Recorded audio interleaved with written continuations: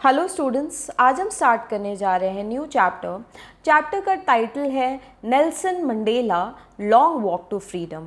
Long walk to freedom Nelson Mandela द्वारा लिखी गई उनकी खुद की ऑटोबायोग्राफी है।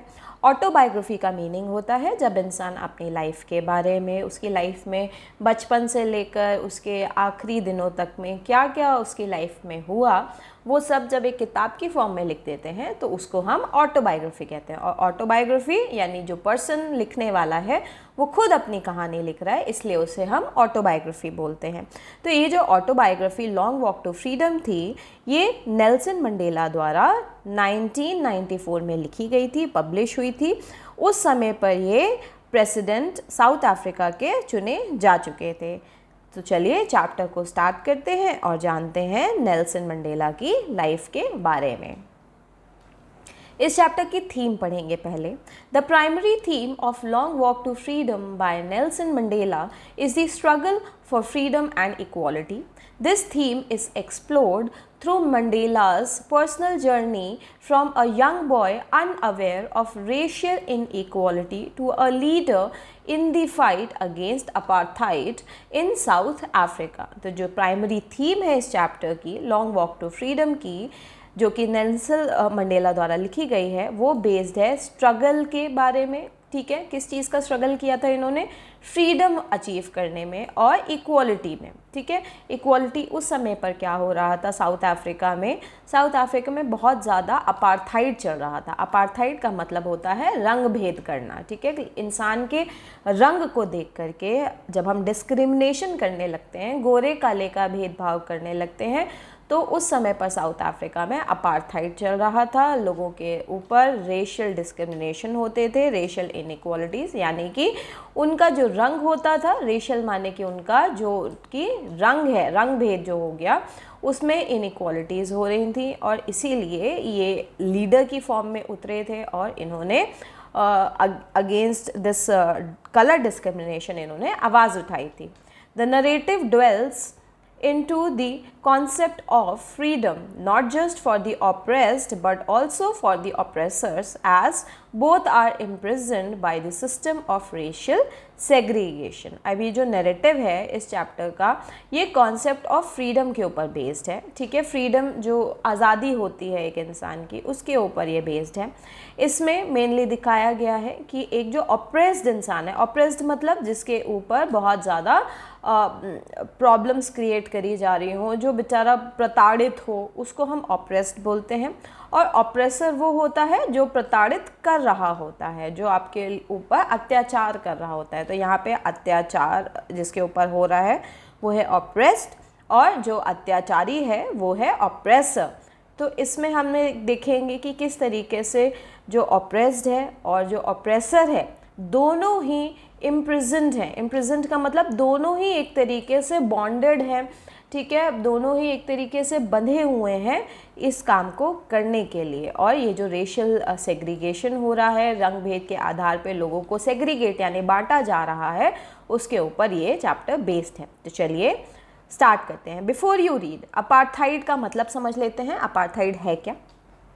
अपार्थाइड एक पॉलिटिकल सिस्टम है जहाँ पर लोगों को सेपरेट किया जाता है उनके रेस के आधार पे। रेस मतलब उनकी जो रंग है, उनका कौन से वो सोसाइटी से बिलोंग कर रहे हैं, क्या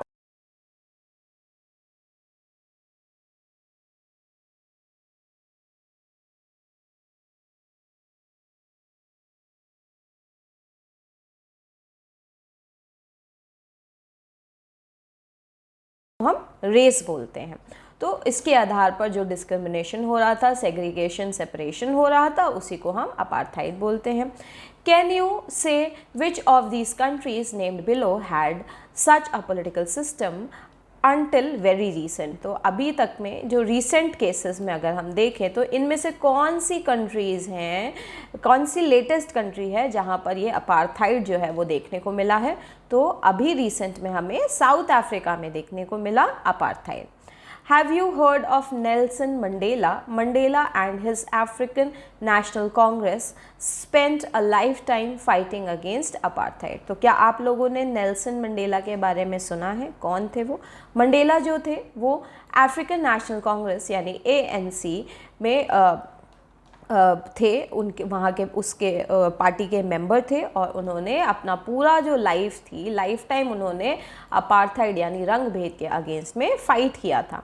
फ़ाइट का मतलब यहाँ पर हाथापाई नहीं होगा, फ़ाइट का मतलब हो गया प्रोटेस्ट करना मेनली, ठीक है, प्रोटेस्ट कर रहे थे वो इस चीज़ के लिए। Mandela had to spend 30 years in prison, उन्हें लगभग 30 साल प्रिजन में बिताने पड़े थे। वैसे तो 27 साल हैं, ठीक है, पर इसमें बुक में क्योंकि 30 ईयर्स लिखा है तो हम 30 ईयर्स मान के चलेंगे। Finally democratic elections were held in South Africa in 1994 and Mandela became the first black president of a new nation. अब हुआ क्या, जब मंडेला लाइफ टाइम अपना पूरा ज़िंदगी उन्होंने लगा दी अपार्थाइड के अगेंस्ट फाइट करने में, तो आखिर में फाइनली उन्हें वहाँ पर वो डेमोक्रेटिक इलेक्शंस करा पाए। डेमोक्रेटिक इलेक्शंस क्या हो गए, जैसे जो लोकतंत्र में जो इलेक्शंस होते हैं जहाँ पर खुद सभी लोग अपने जो रिप्रेजेंटेटिव है, जो प्रतिनिधि है, उसको खुद से वोट करते हैं और तब इलेक्ट करते हैं, तो उसको हम डेमोक्रेटिक इलेक्शन कहते हैं। डेमोक्रेटिक इलेक्शंस में कोई भी इंसान जो है वो वोट करेगा, हर किसी के पास राइट्स होते हैं। अब जैसे इंडिया में भी है, इंडिया में भी इलेक्शंस के दौरान जो है 18 साल से ऊपर के जितने भी लोग होते हैं वो सभी इलेक्शन लड़ सकते हैं और अपना वोट डाल सकते हैं, ठीक है। 18 साल जो है वो उम्र दी गई है जिसमें कि लोग जो हैं एलिजिबल हो जाते हैं वोटिंग करने के लिए, वोट डालने के लिए और अपना प्रतिनिधि चुनने के लिए, तो उसको हम डेमोक्रेटिक इलेक्शंस बोलते हैं। तो साउथ अफ्रीका में 1994 में पहली बार डेमोक्रेटिक इलेक्शंस जो हैं वो हेल्ड हुए यानी कि ऑर्गेनाइज हुए, और उस समय मंडेला जो थे यानी नेल्सन मंडेला जो थे वो पहले ब्लैक प्रेसिडेंट जो हैं वो वहाँ के नियुक्त हुए थे न्यू नेशन के। न्यू नेशन का मतलब क्या हो गया यहाँ पर? न्यू नेशन एक अपने आप में ही बहुत बड़ा टर्म है देखने में, ठीक है। न्यू नेशन का मतलब हुआ कि जो साउथ अफ्रीका में ज़माने से डिकेड्स यानी सालों से वाइट लोगों का, गोरे लोगों का शासन था, ठीक है, वो अब आकर के ख़त्म हुआ था और मंडेला जो कि एक काले रंग के व्यक्ति थे, ब्लैक पर्सन थे, वो प्रेसिडेंट बने थे पहली बार और एक नए नेशन की शुरुआत हुई थी, नई दुनिया की शुरुआत हुई थी वहाँ से। In this extract from his autobiography Long Walk to Freedom, Mandela speaks about a historic occasion, the inauguration. Can you guess what the occasion might be? Check your guess with this news item from the BBC of the 10th May 1994. तो ये क्या है? ये जो chapter है long walk to freedom, ये long walk to freedom जो उनकी ऑटोबायोग्राफी है उसका एक छोटा सा एक्सट्रैक्ट है, ठीक है, बहुत छोटा सा एक एक्सर्प्ट जिसको बोलते हैं, एक छोटा सा चैप्टर वहाँ से लिया गया है और इसमें हम उनके छोटे से चैप्टर के बारे में जानेंगे, उन्होंने क्या क्या लिखा है। और इस चैप्टर में हम देखेंगे कि वो इनॉग्रेशन के बारे में बात कर रहे हैं, किस चीज़ का इनॉग्रेशन हो रहा है ये आपको गेस करना है। और ये है 10 में 1994 की बात, और आप इसे जाकर के BBC जो न्यूज़ है वहाँ पर भी आप चेक कर सकते हैं कि 10 में 1994 को क्या हुआ था। Nelson Mandela becomes south Africa's first black president. तो ये जो आर्टिकल है ये BBC का आर्टिकल है, इसको हम पढ़ लेते हैं। Nelson Mandela has become south Africa's first black president after more than 3 centuries of white rule. Mr. Mandela's African National Congress ANC party won 252 of the 400 seats in the first democratic elections of South Africa's history. तो जो Nelson Mandela थे वो south Africa के पहले black president बने, और कितने सालों बाद बने? वो लगभग मोर देन 3 centuries। 3 centuries का मतलब हो गया 300 साल। सेंचुरी का मतलब होता है साल, मतलब 100 साल, तो 3 centuries का मतलब हो गया 300 साल बाद एक वाइट रूल, जो सफ़ेद गोरे लोगों का जो शासनकाल था वो ख़त्म हुआ और नेल्सन मंडेला जो थे पहले ब्लैक प्रेसिडेंट बने साउथ अफ्रीका के। मंडेला जो थे वो national African national Congress party से वो लड़े थे। ये जो पार्टी का नाम था वो था African national Congress party, ANC। इसको आप याद रखेंगे ANC को। और कितने वोटों से जीते थे वो? 400 में से उनके पास 252 सीट से उनको जीत हासिल हुई थी, यानी मोर देन 50% सीट से वो जीत गए थे। और पहली बार डेमोक्रेटिक इलेक्शंस हुए थे उस दौरान साउथ अफ्रीका की हिस्ट्री में। The inauguration ceremony took place in the Union Buildings Amphitheatre in Pretoria today, attended by politicians and dignitaries from more than 140 countries around the world. Never, never again will this beautiful land experience the oppression of one by another, said Nelson Mandela in his address. जो article था उसमें छपा था कि जो inauguration हुआ था, ये इनॉग्रेशन सेरेमनी हुई थी यूनियन बिल्डिंग के एम्फी थिएटर में, ठीक है, यूनियन बिल्डिंग के एम्फी थिएटर में हुई थी, जो कि प्रिटोरिया में एम्फी थिएटर था, वहाँ पर हुई थी। तो प्रिटोरिया यहाँ पर शहर का नाम हो गया, यूनियन बिल्डिंग वहाँ की बिल्डिंग हो गई, और उस बिल्डिंग के एम्फी थिएटर में ये जो सेरेमनी हुई थी इसका इनॉग्रेशन हुआ था। वहाँ पर बहुत सारे पॉलिटिशियंस, डिग्निटरीज यानी कि बहुत ज़्यादा डिग्निफाइड लोग, हायर प्रोफाइल जो लोग थे वो सभी पहुँचे थे। लगभग 140 कंट्रीज़ से लोग वहाँ पर आए थे इस इनॉग्रेशन में शामिल होने के लिए। और नेल्सन मंडेला ने अपनी स्पीच देते हुए कहा था कि कभी भी ऐसा कभी भी अब दोबारा से नहीं होगा इस ब्यूटीफुल लैंड के ऊपर कि कोई भी व्यक्ति दूसरे व्यक्ति द्वारा ऑप्रेस्ड हो या फिर दबाया जाए, ऐसा अब कभी भी नहीं होगा। Jubilant scenes on the streets of Pretoria followed the ceremony with blacks, whites and coloreds celebrating together. More than 100,000 South African men, women, children of all races sang and danced with joy. Jubilant scenes का मतलब हो गया जो खुशी भरे जो scenes थे, happiness के scenes जो थे वो प्रिटोरिया की स्ट्रीट्स में जो सड़कें थी उस पर हमें देखने को मिलता है। और वहाँ पर जो सेरेमनीज थी उसमें काले लोग, सफ़ेद लोग, हर रंग जाति के लोग जो थे वो साथ में इकट्ठे सेलिब्रेट कर रहे थे। और 100,000 साउथ अफ्रीकन औरतें, बच्चे, आदमी, हर तरह के रेस के लोग यानी हर तरह के कास्ट के लोग जो थे वो खुशी मना रहे थे, डांस कर रहे थे, जॉय मना रहे थे। तो ये आर्टिकल जो है ये BBC का आर्टिकल है, इसको आप ध्यान से पढ़ लेंगे। और इम्पॉर्टेंट पॉइंट्स क्या हैं? ANC सबसे ज़्यादा पहला इम्पॉर्टेंट पॉइंट हो गया कि ये ANC से लड़े थे और इनकी पार्टी में इन्होंने 252 वोट से जीत हासिल करी थी। टोटल 400 सीट्स थी जिसमें से 252 सीट से ये जीते थे। और पहली बार ये 300 साल बाद ये वाइट रूल को ख़त्म कर पाए थे और पहले प्रेसिडेंट जो हैं वहाँ के बने थे। अब ये इनॉग्रेशन हुआ कहाँ था? ये हुआ था यूनियन बिल्डिंग के एम्फी थिएटर में, जो कि प्रिटोरिया में स्थित है। यहाँ पर पॉलिटिशियंस आए थे, डिग्निटरीज आए थे और 140 कंट्रीज़ के सभी लोग आए थे। सभी लोग मतलब इम्पॉर्टेंट पॉलिटिशियंस आए थे।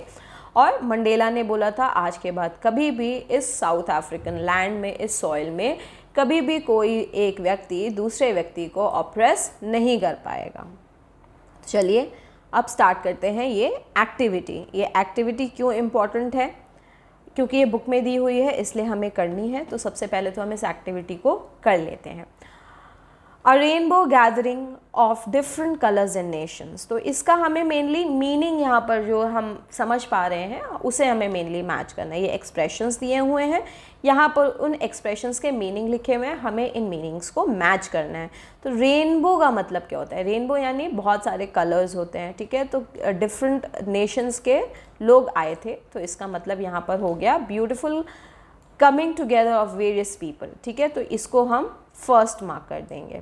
फिर the seat of white supremacy. White supremacy यानी सफ़ेद लोगों का शासन, यानी कि रेशियल सुपीरियॉरिटी, ठीक है, यानी रंग भेद के आधार पे अपने आप को सुपीरियर यानी ऊपर रखना। Be overwhelmed with a sense of history, यानी हिस्ट्री जो हुई, जो भी घटी, उसको देख करके बहुत ज़्यादा इमोशनल हो जाना, ओवरवेल्म हो जाना, इमोशनल हो जाना। तो यहाँ पर हो जाएगा feel deeply emotional remembering and understanding all the past events that have led to this moment. तो यहाँ पर ये हो जाएगा number 3, resilience that defies the imagination. Resilience का मतलब क्या हो गया? रेजिलियंस का मतलब आपका लचीलापन, ठीक है, जो इमेजिनेशन में आपके दिखे, ठीक है। तो यहाँ पर ये हो जाएगा ability, the ability almost unimaginable to remain unchanged by suffering, not losing hope, goodness और करेज, यानी कि अपना जो हमारा जो दृढ़ निश्चय है, जो विश्वास है, वो ना खोना, उसको हम रेजिलियंस से बोलेंगे, ठीक है। तो ये हो गया 4। A glimmer of humanity, glimmer of humanity का मतलब हो गया ऐसा साइन जो कि इंसान के ह्यूमन फीलिंग्स को दिखा रहा हो, गुडनेस को दिखा रहा हो, है ना। तो ये हो जाएगा हमारा नंबर 5, ठीक है। और फिर जो रिमेनिंग अ ट्विलाइट एग्जिस्टेंस हो जाएगा नंबर 6। ट्विलाइट एग्जिस्टेंस मतलब हाफ सीक्रेट लाइफ, जिसमें कि एक लाइफ जो है वो फेडेड लाइट के जीवन में जी रहा होता है, जैसे कि सूर्य अस्त और डार्कनेस के बीच में जो अंधेरा दिखता है उसको हम ट्विलाइट बोलते हैं। चलिए अब आते हैं अपने चैप्टर को, हम यहाँ से अब स्टार्ट करने जा रहे हैं। 10th में की हमने पहले भी बात करी थी, आप लोग देख सकते हैं कहाँ पर बात करी थी हमने 10th में की, 10th में 1994। तो 10th में 1994 को जो नेल्सन मंडेला थे वो प्रेसिडेंट नियुक्त किए गए थे, ठीक है। तो 10th में dawned bright and clear. For the past few days, I have been pleasantly beset by dignitaries and world leaders who were coming to pay their respect before the inauguration. तो 10th में जो था वो बहुत ज़्यादा bright और बहुत ज़्यादा क्लियर डे था, बहुत ज़्यादा खूबसूरत दिन था वो। और पिछले कई दिनों से, अब यहाँ पर ये जो बातें हैं ये नेल्सन मंडेला जो है अपनी किताब में वो लिखते हैं, ये उस दिन का जो मोमेंट था, उस दिन क्या क्या हुआ 10th मई को, ये सारी ही बातें वो बता रहे हैं। तो आप लोग इसको जो नेल्सन मंडेला हैं उनके द्वारा बताई हुई बातों में, यहाँ पर आई कौन है? यहाँ पर नेल्सन मंडेला जो हैं वो आई हैं, ठीक है। तो कहते हैं कि पिछले कई दिनों से मेरे पास डिग्नेटरीज़, वर्ल्ड के लीडर्स जो हैं वो आ रहे थे और अपना जो इंटरेस्ट था, रेस्पेक्ट थी, वो मुझे पे कर रहे थे। रेस्पेक्ट पे करने का मतलब हो गया मुझे सम्मान देने के लिए आ रहे थे। इनॉग्रेशन से कुछ दिन पहले से ही इनके पास वर्ल्ड के कई नेता लोग, लीडर्स जो होते हैं, वो सभी लोग जो हैं इनके पास आ रहे थे इनको रेस्पेक्ट देने के लिए, कि इनके जो फ़ाइट इन्होंने करी, जो इन्होंने प्रोटेस्ट किया अगेंस्ट अपार्थाइड और उसमें उन्हें जीत हासिल हुई। तो ये सारी ही चीज़ें जो हैं अलग अलग देश के लोग जो थे वो उनको रेस्पेक्ट देने के लिए आ रहे थे।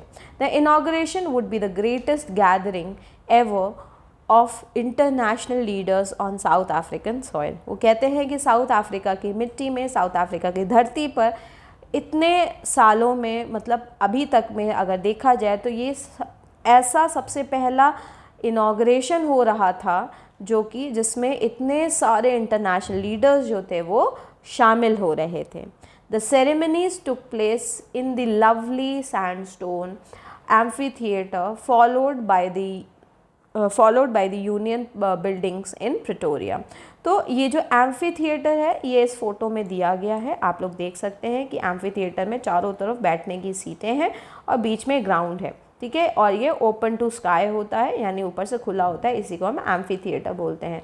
अब ये जो सेरेमनी हो रही थी ये एम्फी थिएटर में हो रही थी, यूनियन बिल्डिंग प्रिटोरिया के, ठीक है।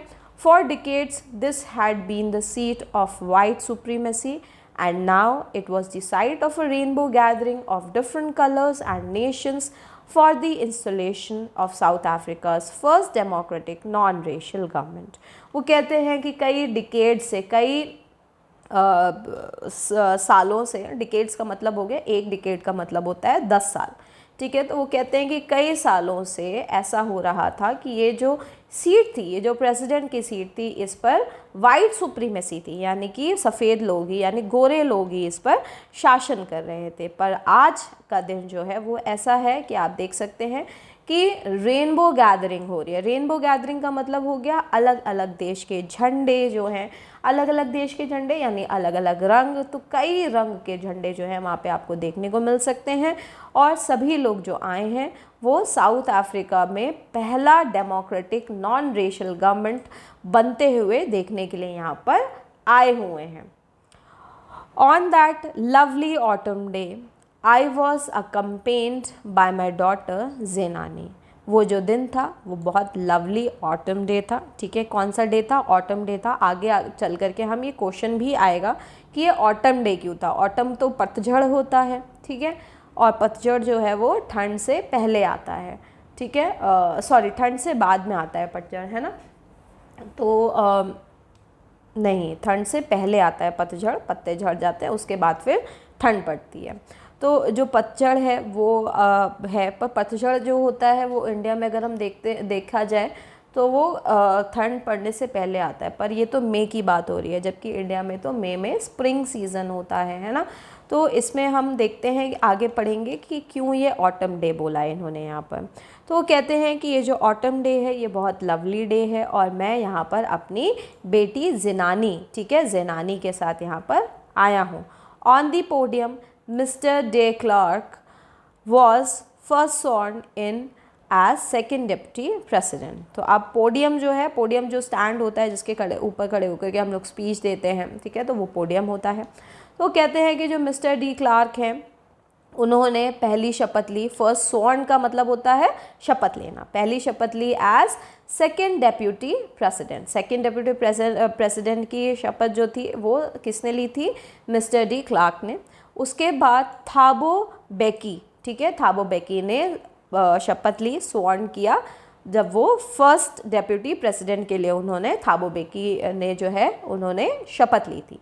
When it was my turn, I pledged to obey and uphold the Constitution and to devote myself to the well-being of the Republic and its people। वो कहते हैं जब मेरा टर्न आया, जब मेरी बारी आई शपथ लेने की, तो मैंने प्लेज किया, मैंने शपथ ली कि मैं ओबे करूँगा, ठीक है, और अपहोल्ड करूँगा कॉन्स्टिट्यूशन को, जो कॉन्स्टिट्यूशन है उसका ओबे करूँगा, उसका आदर करूँगा और डिवोट करूँगा, यानी कि अपनी जो पूरी लाइफ है उसको लोगों के वेल बीइंग के लिए डिवोट कर दूँगा, समर्पित कर दूँगा उस कंट्री के लिए और उस कंट्री के सभी लोगों के लिए।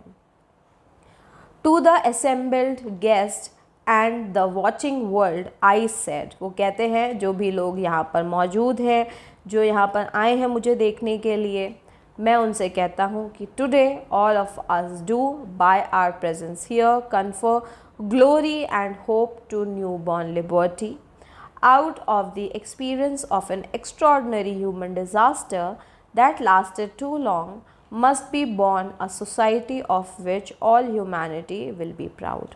वो कहते हैं कि आज हम सब लोग यहाँ पर इकट्ठा हुए हैं, आप सभी लोगों की प्रेजेंस में हम ये जो ग्लोरी है, ये जो खुशी है, इसको हम देख पा रहे हैं, इसको हम कन्फर्म कर पा रहे हैं और हम आशा करते हैं कि आगे चल कर के लिबर्टी, ये जो नया देश है, इसको फ्रीडम मिलेगा और ये पूरी तरीके से फ्री हो जाएगा। और ये जो out of the experience of N extraordinary disaster, ये जो एक्स्ट्रॉर्डनरी डिज़ास्टर था ये क्या था? ये अपार्थाइड था। ये जो अपार्थाइड जो हम लोगों ने झेला है, जो हम लोगों ने महसूस किया है, इससे जो कि बहुत लंबे समय तक चला, ठीक है, इसकी वजह से क्या हुआ? Must be born a society of which all humanity will be proud. यानी कि आज से जो सोसाइटी अब जो यहाँ पर नई बन रही है, इसके ऊपर अब सभी लोग जो हैं वो प्राउड करेंगे, ठीक है, कि हम लोग जो भी हैं वो सभी ये जो सिचुएशन थी, ये जो डिज़ास्टर था, अब इससे बाहर निकल आए हैं। हालांकि ये डिज़ास्टर बहुत लंबा चला, ये जो लड़ाई थी रंग भेद वाली, वो बहुत लंबे समय तक चली, पर अब क्योंकि हम लोग अब आगे चल कर के एक नई सोसाइटी जो है वो जन्म लेगी और वो सभी हम लोगों के ऊपर प्राउड करेगी mainly. We who were outlaws not so long ago have today been given the rare privilege to be host to the nations of the world on our own soil। वो कहते हैं कि हम जो कि आउटलॉस थे, outlaws मतलब इन लोगों के लिए पहले हम ऐसे लोग थे जो लॉज़ का यानी जो नियम कानून का पालन नहीं करते थे, ठीक है, हम ऐसे लोग थे। पर आज के दिन हमें एक रेयर प्रिविलेज मिला है, हमें प्रिविलेज मिला है कि हम दूसरे लोगों को अपनी धरती पर बुला करके उनको होस्ट कर सकें। यानी पहले यही लोग लॉयर्स माने जा रहे थे, ठीक है, जो कि एक तरीके से इनका जो रूल होता था उसके अगेंस्ट में बात कर रहे थे, जो लॉज नियम कानून होते थे उसके अगेंस्ट में बात करते थे, ठीक है। पर आज ऐसा समय आ गया है कि जो लोग अगेंस्ट में खड़े होते थे आज वो भी आज हमें मौका मिला है कि हम पूरी दुनिया को अपने धरती पर होस्ट कर सकें। यानी कि जो कानून तोड़ रहे थे अब वही कानून बना रहे हैं और वही दूसरे लोगों को इनवाइट कर रहे हैं, उनको होस्ट कर रहे हैं अपने खुद के नेशन पे। We thank all of our distinguished international guests for having come to take possession with the help of our country of what is, after all, a common victory for justice, for peace, for human dignity। वो कहते हैं कि यहाँ पर जो भी लोग आए हैं, जो भी इंटरनेशनल गेस्ट आए हैं, मैं उन सभी को बहुत ज़्यादा शुक्रिया अदा करता हूँ उन सभी का कि आप लोग यहाँ पर आए और यहाँ पर आप लोग उपस्थित हुए, ठीक है, और अब हमारी जो कंट्री है उनके साथ आप खड़े हुए हैं। उसका जो विक्ट्री है, जो जस्टिस हुआ है, जो पीस अब फैल गया है, उसको देखने के लिए साक्षात आप लोग यहाँ पर आए हैं ह्यूमन डिग्निटी के लिए, तो इसका मैं बहुत ज़्यादा आभार प्रकट करता हूँ। We have at last achieved our political emancipation. आज हमने आखिरकार ये जो पॉलिटिकल जो फ्रीडम था वो आज हमने हासिल कर लिया है। एमांसिपेशन का मतलब मेनली फ्रीडम हो गया, ठीक है। तो पॉलिटिकल फ्रीडम, राष्ट्रीय जो पॉलिटिकल जो फ्रीडम होता है राष्ट्र में, वो हमने हासिल कर लिया है। We pledge ourselves to liberate all our people from the continuing bondage of poverty, deprivation, suffering, gender and other discrimination। हम सभी प्लेज करते हैं, हम सभी शपथ लेते हैं कि हम उन सभी लोगों को लिबरेट करेंगे, यानी ऊपर उठाएंगे, फ्री करेंगे, फ्रीडम दिलाएंगे, जिनके ऊपर आज भी पॉवर्टी है यानी गरीब हैं, डिप्राइव्ड यानी कि किसी चीज़ से वंचित हैं, सफ़र कर रहे हैं, जेंडर इक्वालिटी हो रही है, इनइक्वालिटी हो रही है, किसी भी तरीके का भेदभाव हो रहा है, उन सभी को हम लोग अब आज से लिबरेट करेंगे, ऊपर उठाएंगे। Never never and never again shall it be that this beautiful land will again experience the oppression of one by another। वो कहते हैं कि आज के बाद कभी भी ऐसा नहीं होगा कि ये जो ब्यूटीफुल लैंड है, जो खूबसूरत लैंड है, ये दोबारा से कभी एक्सपीरियंस करेगी ऑपरेशन को। ऑपरेशन मतलब कि दबाव कभी भी एक्सपीरियंस नहीं करेगी, कि ऐसा कभी नहीं होगा आज के बाद कि कोई एक व्यक्ति दूसरे व्यक्ति को दबा सके। The sun shall never set on so glorious a human achievement. Let freedom reign. God bless Africa।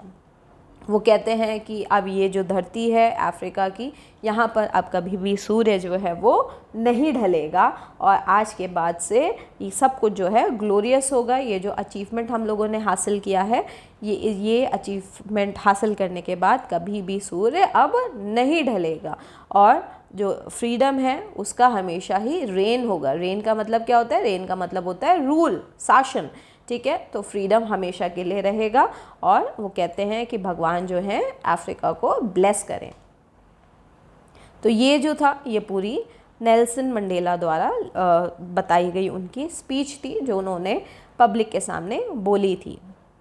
A few moments later, we all lifted our eyes in awe as a spectacular array of South African jets, helicopters and troop carriers roared in perfect formation over the Union Building। वो कहते हैं कि कुछ ही क्षण बाद, कुछ ही moment बाद हम अपनी आंखें ऊपर उठा करके देखते हैं, लिफ्टेड आवर आइज़ यानी आंखें ऊपर करके देखते हैं कि इतना स्पेक्टेकुलर, इतना शानदार एरे हमें देखने को मिलता है। एरे मतलब कि झुंड देखने को मिलता है साउथ अफ्रीकन जेट्स का, हेलीकॉप्टर्स का और ट्रूप कैरियर्स का। ट्रूप कैरियर्स क्या हो गए? ऐसे जहाज़ जो कि ट्रूप्स यानी कि जो सेना के लोग होते हैं उनको कैरी कर रहे होते हैं, उसको हम ट्रूप कैरियर्स बोलते हैं। वो सभी जो थे वो ऊपर आसमान में यूनियन बिल्डिंग के ऊपर से निकल रहे थे और रोर कर रहे थे। रोर का मतलब होता है उनकी जो आवाज़ें थी वो चारों तरफ फैली हुई थी, इन सभी हेलीकॉप्टर्स की, जेट्स की, कैरियर्स की फैली हुई थी।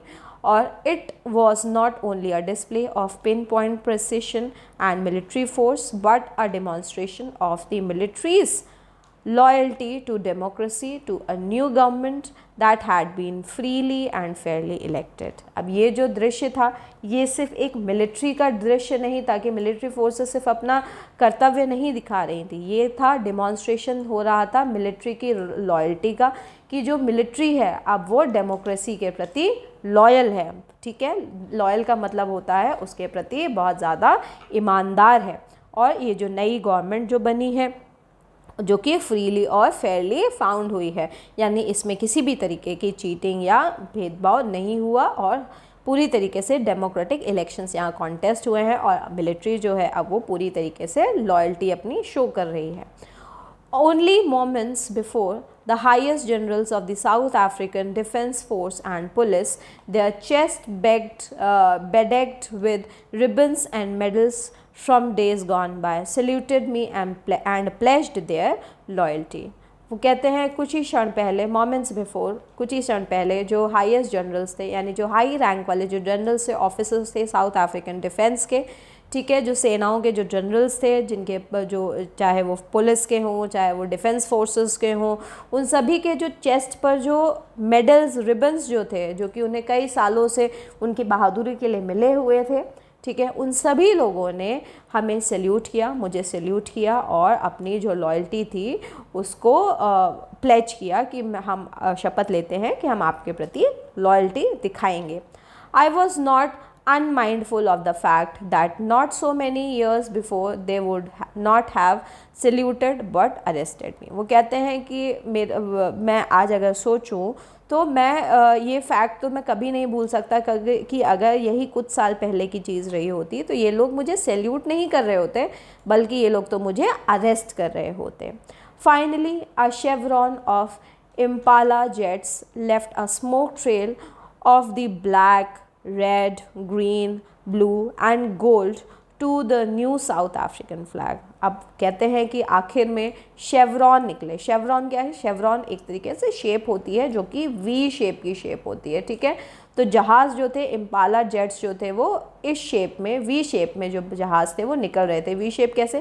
जैसे मान लो एक जहाज़ यहाँ है, एक जहाज़ यहाँ है, फिर दूसरा जहाज़ यहाँ है, तीसरा यहाँ है, ऐसे करके जो शेप जो होती है ना, जो वी शेप बनती है, तो वैसी शेप बना करके ये जो जहाज़ थे वो निकल रहे थे और इनमें से अलग अलग जो रंग थे वो ये जहाज़ जो थे वो छोड़ रहे थे। कौन कौन से रंग थे?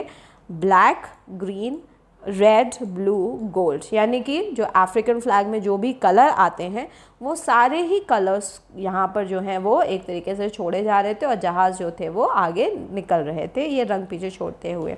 तो यहाँ पर ब्लैक का भी नाम आया है। ब्लैक इसलिए कि ब्लैक रिप्रेजेंट करता है यहाँ पर ब्लैक पीपल को। मेनली फ्लैग में जो भी कलर्स हैं ये अलग अलग लोगों के कलर्स हैं, ठीक है, जिसमें एक रंग का कलर एक तरीके से देखा गया है इसमें। तो ब्लैक क्या है? यहाँ पे ब्लैक पीपल को भी अपने फ्लैग में इंक्लूड किया गया, ये इंक्लूजन का साइन है। The day was symbolised for me by the playing of our two national anthems and the vision of whites singing Nkosi Sikelel Africa and black singing Destam, the old anthem of the Republic. Although that day neither group knew the lyrics of the anthem they once despised, they would soon know the words by heart। वो कहते हैं कि ये जो दिन था मेरे लिए और यादगार हो गया। क्यों? क्योंकि उस दिन 2 नेशनल एंथम्स चलाए गए थे जिसमें से जो सफ़ेद यानी गोरे लोग जो थे वो निकोसी सीकेले ई अफ्रीका गा रहे थे, यानी कि जो नया नेशनल एंथम था जो कि निकोसी सीकेले आई अफ्रीका गा रहे थे, और जो काले लोग थे वो दी स्टेम यानी कि जो पुराना नेशनल एंथम था उसको गा रहे थे। और इस तरीके से जो नेशनल एंथम था वो दोनों तरीके से गाया गया था। इसका ये मतलब था मेनली कि जो सफ़ेद लोग थे यानी जो गोरे लोग थे, उन्होंने जो न्यू नेशनल एंथम था यानी कि जो न्यू गवर्नमेंट बनी थी, जो काले लोगों के साथ जो भेदभाव था उसको एक्सेप्ट कर लिया था कि अब वो आगे कोई भी किसी भी तरीके का भेदभाव जो होगा वो अब नहीं होगा। और जो काले लोग थे वो पुराना जो ओल्ड नेशनल एंथम था वो गा रहे थे कि काले लोगों ने भी अब गोरे लोगों को एक्सेप्ट कर लिया है पूरी तरीके से, और अब उनमें कोई भी डिफरेंसेस नहीं रह गए हैं। ऑल्दो दैट डे, हालांकि उस दिन उन्होंने बताया कि कई लोगों को नेशनल एंथम के लिरिक्स पता ही नहीं थे। क्यों? क्योंकि कुछ लोगों ने कभी ब्लैक लोगों का जो नेशनल एंथम था वो नहीं गाया था, ब्लैक वाले वाइट लोगों का नेशनल एंथम नहीं गाते थे, इसलिए उस दिन दोनों ही नेशनल एंथम्स गाए गए थे, जिससे कि ये दिखा सकें कि दोनों ही रेसेस ने, दोनों ही रंग के लोगों ने एक दूसरे को एक्सेप्ट कर लिया है। और वो कहते हैं कि कुछ ही दिनों में ये जो नेशनल एंथम है लोगों को बाय हार्ट जो है वो याद हो जाएगा, वर्ड्स बाय हार्ट यानी कि दिल से वो सभी जो लोग हैं इस नेशनल एंथम को याद कर लेंगे। On the day of inauguration I was overwhelmed with a sense of history. In the first decade of the 20th century, a few years from the after the bitter Anglo-Boer War and before my own birth, the white-skinned peoples of South Africa patched up their differences and erected a system of racial discrimination against the dark-skinned peoples of their own land. वो कहते हैं कि inauguration के दिन मैं ये सोच करके ओवरवेल्म यानी इमोशनल हो गया हिस्ट्री को सोच करके, ठीक है, कि जो पहले लोगों के साथ जो चीज़ें घटनाएं घटी उन सारी ही चीज़ों को सोच करके मैं बहुत ज़्यादा इमोशनल हो गया। वो बताते हैं कि 20th सेंचुरी की शुरुआत में, 20वीं शताब्दी की शुरुआत में, पहले 10 साल में कुछ साल तो एंग्लो बॉयर वॉर में बीत गए। उसके बाद मेरे बर्थ से पहले, मतलब मेरे जन्म से पहले जो वाइट स्किन्ड लोग थे, जो सफ़ेद गोरे लोग थे साउथ अफ्रीका के, उन्होंने पैचअप कर लिया, उन्होंने आपस में एक दूसरे के साथ संधि बना ली और उन्होंने एक सिस्टम खड़ा किया, सिस्टम इरेक्ट किया, सिस्टम खड़ा किया रेशियल डोमिनेशन का। रेशियल डोमिनेशन का मतलब हो गया रंग भेद के आधार पे खुद को बड़ा दिखाया और काले लोगों को नीचा दिखाने के लिए उन्होंने एक रेशियल डोमिनेशन जो था अपने सोसाइटी में एक सिस्टम बना दिया और अपने ही खुद के धरती के लोगों के ऊपर, अपने ही खुद के लैंड के लोगों के अगेंस्ट जो है डिस्क्रिमिनेशन उन्होंने करना स्टार्ट कर दिया। The structure they created formed the basis of one of the harshest, most inhumane societies the world has ever known। और ये जो racial domination का जो structure इन्होंने बनाया था, ये जो भेदभाव वाली चीज़ इन्होंने बना के खड़ी कर दी थी लोगों के सामने, इसकी वजह से क्या हुआ था, ये ऐसा सबसे ज़्यादा क्रूर, हार्शेस्ट मतलब हो गया क्रूर और इंसानियत के अगेंस्ट में सबसे बुरा जो स्ट्रक्चर था यही देखने को मिला था दुनिया को भी। दुनिया भी इस चीज़ को देख पा रही थी कि किस तरीके से इतना ज़्यादा रेशियल डिस्क्रिमिनेशन जो है किसी देश में हो रहा है।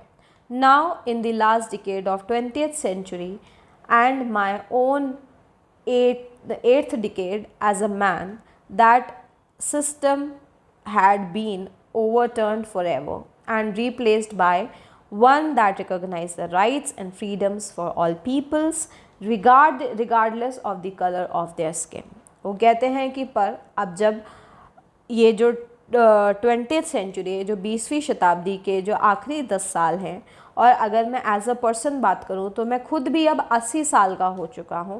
अब ये जो सिस्टम था, ये जो रेशियल डिस्क्रिमिनेशन था, ये अब हमेशा के लिए, हरदम के लिए, फॉरएवर का मतलब होता है हरदम, हमेशा, हमेशा के लिए पलट दिया गया है, हमेशा के लिए ख़त्म कर दिया गया है। और अब जो लोगों के पास जो राइट्स हैं, ठीक है, वो मिलने शुरू हो गए हैं, फ्रीडम लोगों को मिल गया है। भले ही उनका कोई भी रंग भेद हो, कुछ भी रंग हो उनका, अब उससे कोई फ़र्क नहीं पड़ता कि वो काले हैं, सफ़ेद हैं या कोई और कलर के हों, ठीक है। अब सभी लोग जो हैं वो, उनको फ्रीडम मिल चुकी है, आज़ादी मिल चुकी है। यानी वो बताते हैं कि कैसे 20th सेंचुरी के 20वीं शताब्दी के शुरुआत में कितना ज़्यादा कलर डिस्क्रिमिनेशन हो रहा था इन लोगों के साथ, ठीक है। और अब क्योंकि 20th सेंचुरी अब आखिर में ख़त्म होने को आई है, और अब हम देख सकते हैं कि कैसे ये जो डिस्क्रिमिनेशन है, मैं खुद एज अ पर्सन अब 80 साल का हो चुका हूँ, और ये जो डिस्क्रिमिनेशन है हरदम के लिए ख़त्म हो गया है, और सभी लोग अब आज़ाद हैं और उनको अपने राइट्स जो हैं वो उन्हें पता चल चुके हैं। That day had come about through the unimaginable sacrifices of thousands of my people, people whose suffering and courage can never be counted or repaid. I felt that day, as I have on so many other days, that I was simply the sum of all those African patriots who had gone before me. वो कहते हैं कि आज के दिन, ये जो दिन आया है, इसमें मैं सोचता हूँ कि ये बहुत ज़्यादा अनइमेजिनेबल सैक्रिफाइस है, हज़ारों लोगों का जो सैक्रिफाइस रहा है, ठीक है, वो सैक्रिफाइस जो है उसकी वजह से आज ये दिन सभी को देखने को मिला है। लोग जिन्होंने बहुत ज़्यादा सफ़र किया, जिनमें बहुत ज़्यादा करेज था, ठीक है, हिम्मत थी, साहस था, ठीक है, और उसकी वजह से ही ये जो चीज़ हमें आज मिली है ये रिपे हो पाई है। यानी जो लोग थे जिन्होंने सफ़र किया, सैक्रिफाइसेस दिए, उसकी वजह ही है कि आज हमें उस सैक्रिफाइस का रिपेमेंट मिल रहा है। मैं आज सोचता हूँ, ठीक है, क्या कि इतने सारे लोग, ठीक है, इतने सारे दिन बीत गए हैं, मैं जितने लोग मेरे पीछे चले गए, पेट्रियट्स कौन होते हैं? जो देशभक्त होते हैं, जो देश के लिए अपनी जान दे देते हैं, ठीक है, अच्छे कॉज के लिए अपनी जान दे देते हैं, उनको हम पेट्रियट्स बोलते हैं। तो जो देशभक्त, जो पेट्रियट्स जो थे, वो जो चले गए, ठीक है, जो मर चुके हैं और अब वो ज़िंदा नहीं है, ठीक है। तो अफ्रीका में अब मैं देखूं तो मैं ही एक ऐसा इंसान हूं जो अब आखिरी में खड़ा हूं, जो कि मैं ज़िंदा हूं, और मैं उन सभी लोगों का समअप हूं। यानी उन सभी लोगों के जो बलिदान थे, उन सभी का जो बलिदान है, उसके सामने अब मैं खड़ा हूँ। मैं सिंपली एक इंसान हूँ जो उन सबको रिप्रेजेंट कर पा रहा हूँ। That long and noble line ended and now began again with me. वो जो नोबल लाइन थी, वो जो लोग थे, वो सब अब ख़त्म हो चुके हैं, और अब जो है वो लाइन अब मेरे से शुरुआत हुई है। अब मैं इस चीज़ की शुरुआत कर रहा हूँ। I was pained that I was not able to thank them and that they were not able to see what their sacrifices had wrought। तो यहाँ पर वो कहते हैं कि मुझे आज सोच करके बहुत ज़्यादा दुख होता है कि मैं उन लोगों का, जिन लोगों ने सैक्रिफाइस किया, अपने बलिदान दिया, जानें गंवाईं, उन सभी को मैं आज की डेट में थैंक नहीं कर पा रहा हूँ, क्योंकि अब वो लोग सभी ज़िंदा नहीं हैं, सब मर चुके हैं। और मुझे बहुत ज़्यादा गिल्ट भी है, मुझे अच्छा भी नहीं लग रहा है कि ये सोच करके कि वो लोग आज जो ज़िंदा नहीं हैं, वो ये नहीं देख पा रहे हैं कि उनके जो बलिदान थे, उसकी वजह से आज क्या चीज़ें हमें देखने को मिल रही हैं। यानी ये जो फ्रीडम हमें मिला है, ये जो आज़ादी मिली है, इनइक्वालिटी से जो हम आज़ाद हुए हैं, लिबरेशन हुआ है हमारा, जो हमें फ्रीडम मिला है, वो सभी क्या है, वो उन सभी लोगों का सैक्रिफाइस था, ठीक है। जो लोग आज मर चुके हैं, नहीं ज़िंदा हैं, वो जो बड़ी हस्तियां जिन्होंने आगे आकर के अपना बलिदान दिया, अपना योगदान दिया, ठीक है, वो सभी आज ज़िंदा नहीं हैं, सब मर चुके हैं। और मुझे दुख होता है कि मैं उनको शुक्रिया अदा नहीं कर पाया, और वो लोग भी अपने सैक्रिफाइसेस का एक जो रिज़ल्ट था वो नहीं देख पाए। The policy of apartheid created a deep and lasting wound on my country and my people. All of us will spend many years, if not generations, recovering from that profound hurt। वो कहते हैं अब ये जो apartheid की जो policy है, ठीक है, ये जो अपार्थाइड की जो पॉलिसी थी, यानी जो रंग भेद का जो आधार था, उसकी वजह से लोगों के अंदर जो है बहुत ज़्यादा डीप एंड लास्टिंग वुंड का मतलब क्या होता है? घाव होता है। वुंड का मतलब हो गया घाव। तो ये जो अपार्थाइड था, इसकी वजह से लोगों के अंदर बहुत गहरे घाव बन गए थे, मेरे कंट्री के लोगों के अंदर, मेरा जो देश था उसके अंदर भी और उसके लोगों के अंदर भी। और हम लोग इतने सालों से अगर हम देखें तो अब ये जो, क्योंकि अपार्थाइड ख़त्म हो चुका है, तो हम सभी लोगों को बहुत समय लगेगा। जनरेशन्स की बात ना करें, अगर जनरेशन्स क्या हो गई, एक पीढ़ी दर पीढ़ी तो नहीं, पर हाँ कुछ साल तो लगेंगे हमें इस दर्द से ऊपर उभरने के लिए, ऊपर उठने के लिए।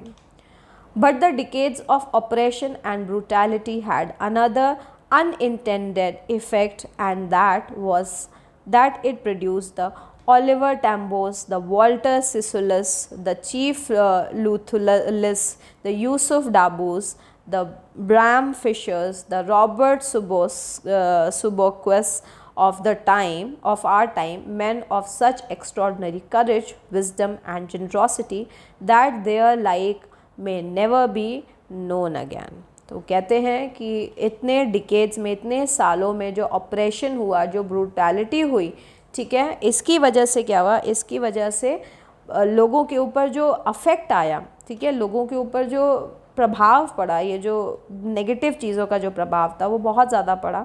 और इस समय पर महान लोग निकल करके आए, जो महान लोग थे वो ये थे, ये सभी महान लोगों के फ़ोटोज़ आप लोग यहाँ पर देख सकते हैं। इन सभी लोगों का बहुत बड़ा योगदान रहा है। ये लोग आज, अब इन जैसे लोग कभी भी हमें देखने को नहीं मिल सकते। इन लोगों के अंदर एक्स्ट्रा ऑर्डिनरी करेज था, ठीक है, विजडम था, सब ज्ञानी लोग थे, बहुत ज़्यादा जनरस और जनरोसिटी थी, बहुत काइंड लोग थे, और जो कि आप दुनिया कभी भी इनके जैसा नहीं देख पाएगी। Perhaps it requires such depth of oppression to create such height of characters। पर मैं अगर आज सोचूं तो अगर कोई इंसान के ऊपर इतना ज़्यादा ऑपरेशन ना हुआ हो, इतना ज़्यादा प्रताड़ित लोग ना हुए हों, अगर ज़्यादा प्रताड़ना नहीं होगी तो ज़्यादा अच्छे लोग नहीं निकलेंगे बन के। तो यहाँ पर ये यही कह रहे हैं मेनली कि इतना ज़्यादा प्रताड़ना हुई लोगों के ऊपर कि इतने अच्छे कैरेक्टर वाले लोग, इतने अच्छे प्रभावशाली लोग जो हैं वो बन करके उभरे और सभी लोग उनको जान पाए।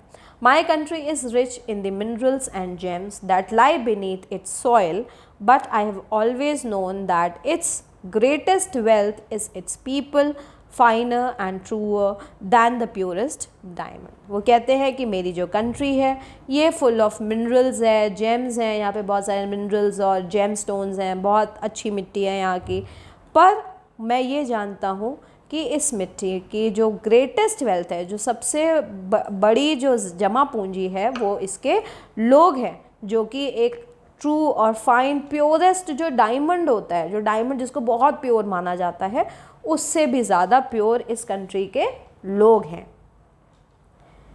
It is from these comrades in the struggle that I learned the meaning of courage। ये जो मेरे साथी थे, कॉमरेड्स का मतलब होता है साथी थे, मेरे जो इस स्ट्रगल में जो मेरे साथी थे उनसे ही मैंने सीखा कि करेज का मतलब, यानी जो साहस होता है उसका मतलब क्या होता है। Time and again I have seen men and women risk and give their lives for an idea। समय समय पर मैंने देखा कि किस तरीके से men और women जो हैं वो सभी अपने ये जो अपार्थाइड के अगेंस्ट खड़े हुए लोग जो थे वो अपने जो जीवन था उसको भी रिस्क कर रहे थे। I have seen men stand up to attacks and torture without breaking, showing a strength and resilience that defies the imagination। वो कहते हैं कि मैं तो सोच से भी मेरे परे है कि किस तरीके से जो आदमी होते थे उनके ऊपर अगर अत्याचार हो रहा होता था तो किस तरीके से अटैक्स हो रहा होते थे उनके ऊपर, तो वो कैसे खड़े होते थे, उन टॉर्चर जो उनके ऊपर हो रहा होता था उसके अगेंस्ट खड़े होते थे, उन स्ट्रेंथ दिखाते थे, ठीक है, साहस दिखाते थे, और ये जो साहस होता था ये अनइमेजिनेबल था उनके लिए। I learned that courage was not the absence of fear but the triumph over it। अब मुझे इन सभी लोगों से ये पता चला कि जो करेज होता है, जो साहस होता है, वो साहस का ये मतलब नहीं है कि हम डरते नहीं हैं। साहस का मतलब ये है कि कभी ना कभी जीत तो मिलेगी ही, ठीक है। साहस करने का ही मतलब हो गया कि आपके ऊपर जो भी प्रॉब्लम आ रही है, जो भी दिक्कत परेशानी आ रही है, उससे आप ऊपर उठ जाओगे, लिबरेट हो जाओगे और जीत आपको मिलेगी ही मिलेगी। The brave man is not he who does not feel afraid but he who conquers that fear. एक जो ब्रेव आदमी है, एक जो साहसी बहादुर आदमी है, वो नहीं है जो जिसको डर नहीं लगता। वो इंसान वो है जो कि अपने जो फियर है उसके ऊपर जीत हासिल करता है। No one is born hating another person because of the color of his skin or his background or his religion। कोई भी व्यक्ति कभी भी किसी दूसरे व्यक्ति से घृणा करते हुए नहीं पैदा होता है। यानी कि कोई इंसान जब पैदा होता है तो वो इंसान से सिर्फ इसलिए घृणा नहीं करता है कि उसका कलर क्या है या बैकग्राउंड क्या है या रिलीजन क्या है। People must learn to hate, and if they can learn to hate, they can be taught to love, for love comes more naturally to the human heart than its opposite। वो कहते हैं कि लोगों को, इंसानों को नफ़रत करना तो आ जाता है, पर उससे ज़्यादा बेहतर है अगर लोग नफ़रत करना सीख सकते हैं तो वो लव तो करना सीख ही सकते हैं। जिन लोगों को नफ़रत करना सिखाया जा रहा है उन लोगों को प्यार करना तो सिखाया जा ही सकता है, क्योंकि जो प्यार होता है वो इंसान के अंदर नेचुरली होता है। ठीक है, कोई इंसान नेचुरली किसी भी इंसान को पसंद करता है, प्यार करता है, पर हेट जो होता है वो एक तरीके का इमोशन होता है जो कि इंसान सीखता है समय दर समय। Even in the grimmest times in prison, when my comrades and I were punished to our limits, I would see a glimmer of humanity in one of the guards, perhaps just for a second, but it was enough to reassure me and keep me going. Man's goodness is a flame that can be hidden but never extinguished। यहाँ पर वो बताते हैं कि कई बार तो ऐसा समय आया है, ऐसा ग्रूसम समय आया है, ग्रिमेस्ट टाइम यानी ऐसे दर्दनाक समय आए हैं जेल के अंदर कि जब मेरे साथी और मेरे ऊपर पनिशमेंट्स लगाए जा रहे होते हैं, पनिश करे जा रहे होते थे, हमें हमारी लिमिट्स तक पुश कर, हमारी जो लिमिट्स होती थी वो तक पुश हो जाती थी। यहाँ पे पुश टू आर लिमिट्स का मतलब हो गया कि इतना जो हमारा दर्द सहने की जो क्षमता है उससे अधिक हमें दर्द दिया जाता था, उससे अधिक हमारे ऊपर प्रताड़ना करी जाती थी। ठीक है, उस समय पर कई बार उनको किसी ना किसी एक गार्ड के आँखों में ग्लिमर ऑफ ह्यूमैनिटी दिखता था। ग्लिमर ऑफ ह्यूमैनिटी का मतलब हो गया कि इंसानियत का एक जो चमक दिखाई देना, वो भी उन्हें कई बार भले ही कुछ सेकंड के लिए ही हो, एक सेकंड के लिए भले ही वो दिखे ग्लिमर, ठीक है, ह्यूमैनिटी की, इंसानियत की, पर वो दिख जाती थी। और ये वही बहुत होता था उनको रीअश्योर करने के लिए कि उनको डट करके खड़े रहना है, उन्हें लड़ते जाना है। और जो इंसानियत की जो इंसान की जो गुडनेस होती है, जो उसका जो अच्छाई होती है, उसकी जो फ्लेम होती है वो छुपी हो सकती है, वो हिडन हो सकती है। ठीक है, इंसान अपनी इंसानियत को छुपा करके रख सकता है, पर ऐसा नहीं है कि वो इंसानियत वो ख़त्म हो जाए। एक्सटिंग्विश का मतलब होता है ख़त्म हो जाना। ठीक है, तो इंसानियत की जो आग है वो इंसान के अंदर हमेशा होती है, भले इंसान छुपा करके रखे, ना जाहिर करे, पर ऐसा नहीं है कि इंसानियत उसके अंदर से पूरी तरीके से ख़त्म हो जाती है। In life, every man has twin obligations. Obligation to his family, to his parents, to his wife and children, and he has an obligation to his people, his community, his country. हर इंसान अपनी life के में उसके पास दो obligations होते हैं, यानी दो ही काम होते हैं उसके पास। पहला तो उसका परिवार के प्रति, यानी उसके जो पेरेंट्स हो गए, उसके वाइफ, बीवी, बच्चे, और दूसरा ऑब्लिगेशन, दूसरी ड्यूटी उसके पीपल यानी उसकी कंट्री के प्रति होती है, कम्युनिटी के प्रति होती है, लोगों के प्रति होती है। ठीक है, एक तो होता है कि हम फैमिली में अपना जो सपोर्ट है वो दे रहे हैं, और दूसरा हो गया अपना सोसाइटी में अब हमारा क्या योगदान है वो हम दे रहे हैं। तो ये ट्विन ऑब्लिगेशंस हैं। In a civil and humane society, each man is able to fulfill those obligations according to his own inclination and abilities. Civil society में, ठीक है, इस सोसाइटी के अंदर हर एक इंसान जो है जितनी उसकी क्षमता है वो अपनी obligations को पूरा करता है, जितनी उसका झुकाव है, इंक्लिनेशन का मतलब हो गया झुकाव होना। अगर उसका परिवार के प्रति ज़्यादा झुकाव है तो वो परिवार के प्रति अपना पूरा योगदान देगा। अगर उस इंसान का योगदान सोसाइटी के प्रति ज़्यादा है तो वो सोसाइटी को अपना पूरा योगदान देगा। और कई लोगों में दोनों ही एबिलिटीज़ होती हैं, तो वो अपनी अपनी एबिलिटीज़ के हिसाब से, इच्छा शक्ति के हिसाब से वो और अपनी इंक्लिनेशन के हिसाब से इंसान जो है वो योगदान अपना सोसाइटी में, अपनी फैमिली में देता रहता है। But in a country like South Africa, it was almost impossible for a man of my birth and color to fulfill both of these obligations. पर वो कहते हैं कि साउथ अफ्रीका के अंदर ये बिल्कुल इम्पॉसिबल है किसी एक इंसान के लिए जो कि मेरे जैसा हो, यानी कि मेरा रंग का हो, मेरी रेस का हो, कि वो अपने दोनों ही ऑब्लिगेशंस को, दोनों ही चीज़ों को पूरा कर पाए, यानी वो सोसाइटी को या फिर फैमिली दोनों तरफ वो बैलेंस नहीं बना के चल सकता। क्यों? क्योंकि in South Africa a man of colour who attempted to live as a human being was punished and isolated.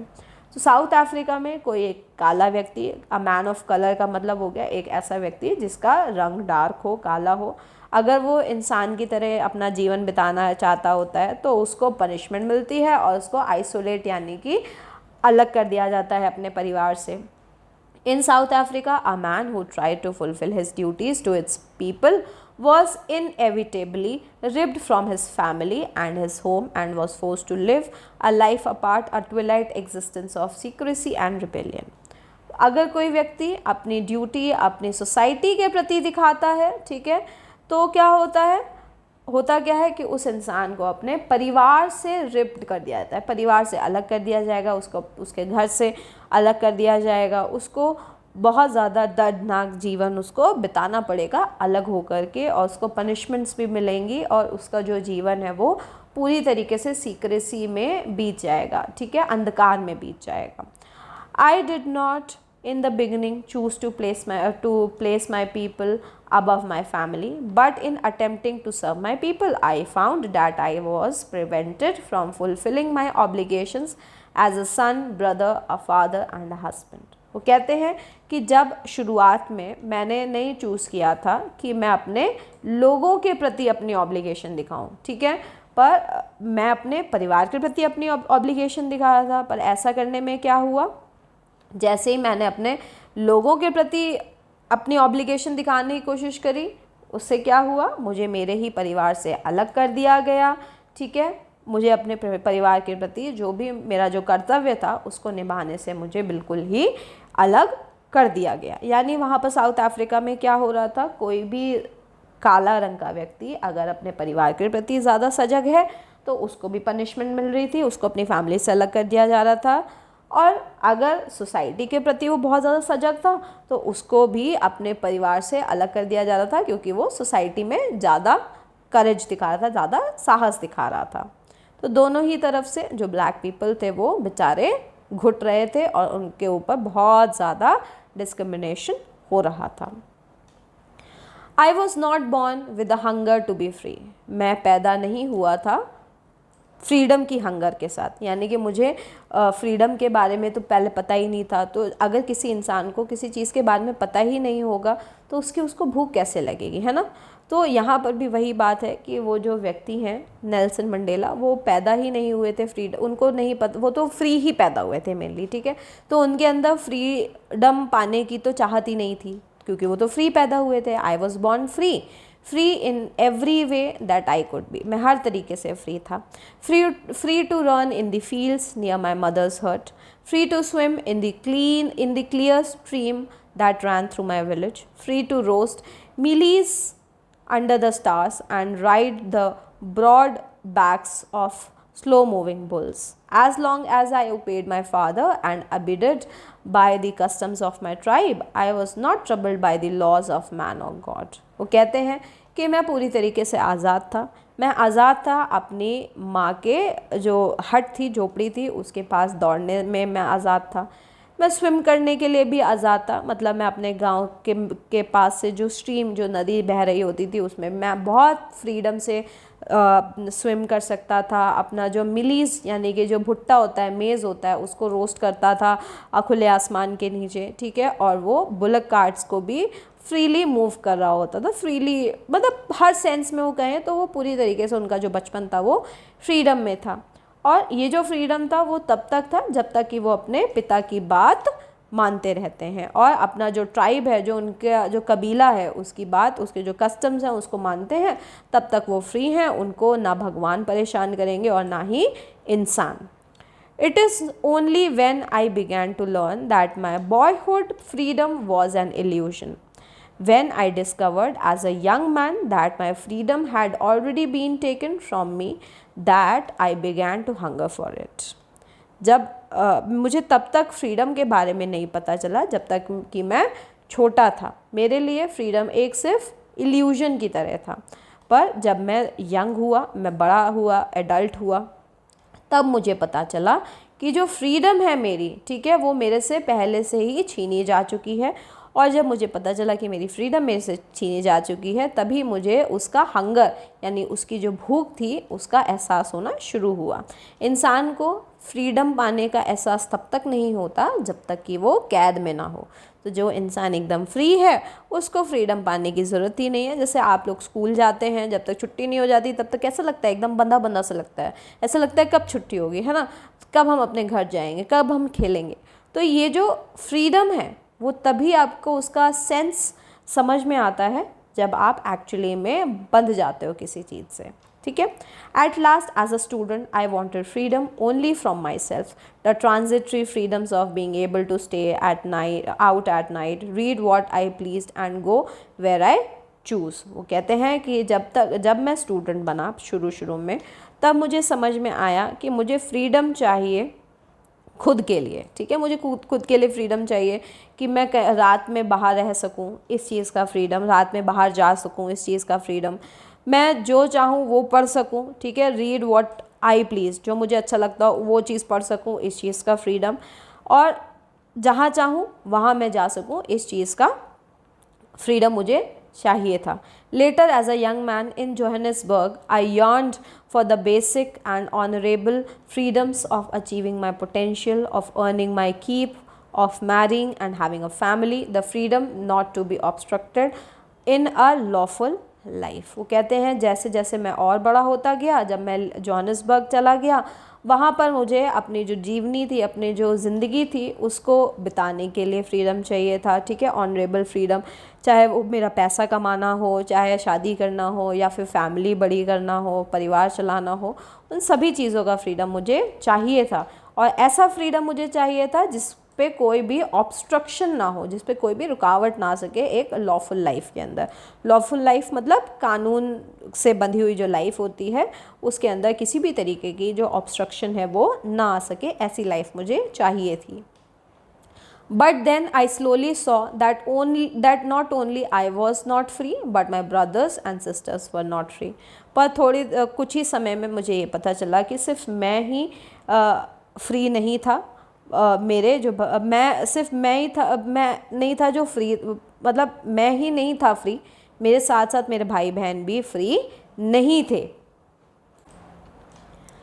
I saw that it was not just my freedom that was curtailed, but the freedom of everyone who looked like I did. वो कहते हैं कि ये जो freedom था सिर्फ उन्हीं लोग, सिर्फ मेरा ही नहीं ख़त्म हुआ था, ठीक है, सिर्फ मैं ही ऐसा नहीं था जो आज़ाद नहीं था, पर ये मेरे जैसे सभी दिखने वाले लोग, कोई भी आज़ाद नहीं था, सभी जो थे वो फ्रीडम से डिप्राइव्ड थे, किसी के पास भी आज़ादी नहीं थी। That is when I joined the African National Congress, and that is when the hunger of my own freedom became the greater hunger for the freedom of my people. जब उन्हें समझ में आया कि ये जो फ्रीडम है, ठीक है, ये इनके पास भी नहीं है, ना ही इनके जैसे दिखने वाले लोगों के पास है, तभी उन्होंने अफ्रीकन नेशनल कांग्रेस पार्टी यानी ANC ज्वाइन की। और तब उन्हें जो भूख थी फ्रीडम की, सिर्फ अपने लिए ही नहीं, अपने जैसे और सभी लोगों के लिए ये जो भूख थी और बढ़ती चली गई कि अब ये सिर्फ अपने लिए नहीं लड़ना चाहते थे फ्रीडम के लिए, अब ये अपने जैसे दिखने वाले सभी लोगों के लिए, आज़ादी के लिए, फ्रीडम के लिए आवाज़ उठा रहे थे। It was this desire for the freedom of my people to live their lives with dignity and self-respect that animated my life, that transformed a frightened young man into a bold one, that drove a law-abiding attorney to become a criminal, that turned a family-loving husband into a man without a home, and that forced a life-loving man to live like a monk.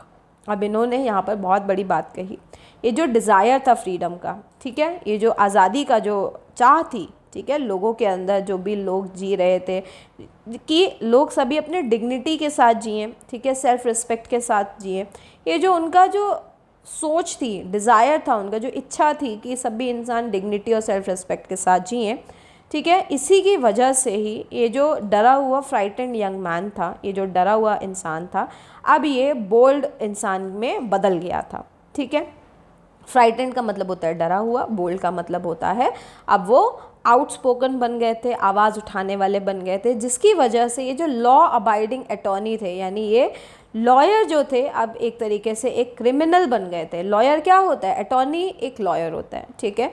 तो वो एक lawyer से अब एक criminal में बदल गए थे। क्यों? क्योंकि इन्होंने आवाज़ उठा दी थी, और उस समय पर जो इंसान आवाज़ उठाता था उसको क्रिमिनल ही माना जाता था। तो यहाँ पर नेल्सन मंडेला को भी क्रिमिनल मान लिया गया था, ठीक है, जिसकी वजह say that turned a family loving husband into a man without a home.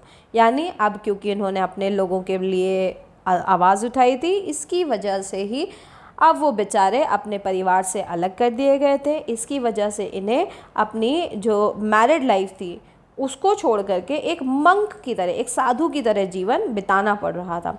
I am no more virtuous or self-sacrificing than the next man, but I found that I could not even enjoy the poor and limited freedoms I was allowed when I knew my people were not free। तो कहते हैं ना ही मैं बहुत ज़्यादा virtuous था, ठीक है, बहुत ही ज़्यादा दानवीर था, ना ही मैं बहुत ज़्यादा सेल्फ सैक्रिफाइसिंग था। सेल्फ सैक्रिफाइसिंग का मतलब हो गया दानवीर होना, वर्चुअस का मतलब हो गया कि बहुत ज़्यादा इच्छाएं रखने वाला नहीं था, ना ही ज़्यादा दानवीर था। अगला इंसान जो था मेरे से, उससे तो मैं कम ही था, पर फिर भी मेरे अंदर का जो ये जो जज्बा था कि मेरे जैसे लोग जो हैं क्या कहते हैं, किस तरह की जीवन जी रहे हैं, वो लोग फ्री नहीं हैं, उनके पास फ्रीडम नहीं है, ठीक है, इस वजह से ही मेरे अंदर जो था ये भावना जागी थी। फ्रीडम इज़ इनडिविजिबल, फ्रीडम किसी के साथ बांटा नहीं जा सकता। फ्रीडम बटा हुआ चीज़ नहीं है कि किसी के पास है किसी के पास नहीं है, सबके पास आज़ादी है, आज़ादी का अधिकार होना चाहिए। The chains know on any one for my people were the chains on all of them, the chains on all of my people were the chains of me. वो कहते हैं ये जो चेन्स हैं, ये जो बेड़ियाँ बांधी हुई हैं मेरे जैसे किसी भी इंसान के ऊपर, ठीक है, यानी कि किसी एक इंसान के ऊपर भी अगर बेड़ियाँ बंधी हुई हैं तो ये समझिए कि ये जो बेड़ियाँ हैं ये सभी के ऊपर बंधी हुई हैं, और अगर ये बेड़ियाँ जो हैं ये सभी के ऊपर बंधी हुई हैं तो ये बेड़ियाँ मेरे ऊपर भी बंधी हुई हैं। मेनली इन्होंने ये बताया कि जो फ्रीडम का जो डिज़ायर था ये अपने लोगों को फ्री कराना चाह रहे थे, और ये यही देखते थे कि अगर मेरे जैसे लोग आज़ाद नहीं हैं तो इसका मतलब है कि मैं भी आज़ाद नहीं हूँ, और इसलिए मुझे इनकी आज़ादी के लिए लड़ना ही लड़ना है। I knew that the oppressor must be liberated just as surely as the oppressed। मैं जानता था कि जो अत्याचारी है उसको भी फ्रीडम, आज़ादी दिलानी है, जैसे कि हमें एक ऑप्रेस्ड इंसान को आज़ादी दिलानी है। एक जो इंसान जो है जो कि ऑप्रेस्ड है, ठीक है, जिसके ऊपर बहुत ज़्यादा क्रूरता करी जा रही है, उसको तो आज़ादी दिलानी ही है। साथ में जो ऑप्रेसर है, यानी जो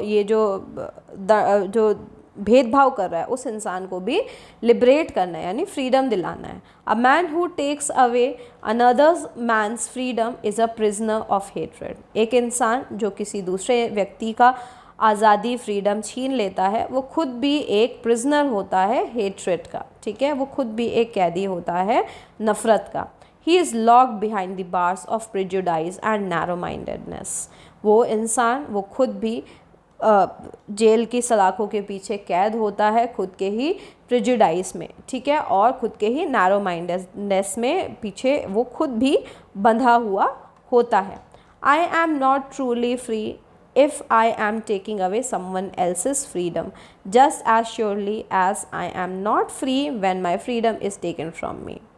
वो कहते हैं कि जिस तरह से मैं फ्री नहीं हूँ अगर मेरी फ्रीडम अगर मुझे ये पता चल जाए कि मेरे जैसे और लोगों की फ्रीडम जो है वो छीनी जा रही है, बिल्कुल उसी तरीके से अगर मेरी फ्रीडम छीनी जा रही है तो मुझे पता है कि मेरी जो फ्रीडम है वो मेरे से छीन ली गई है।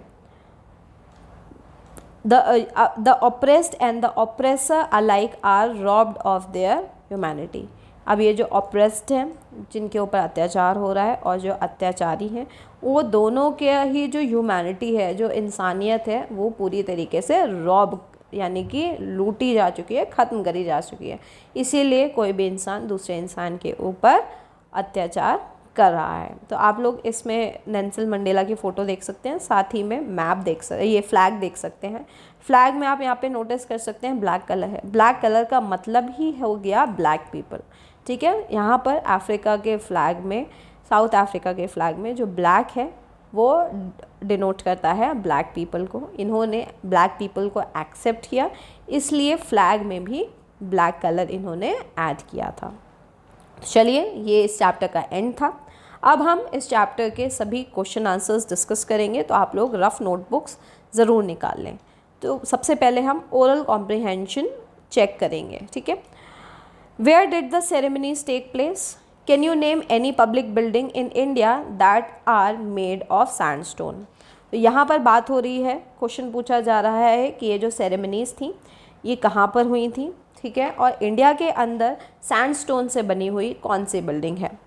Ceremonies took place at the union buildings amphi theatre in Pretoria. In India public buildings made of sandstone include the Rashtrapati Bhavan and the red fort.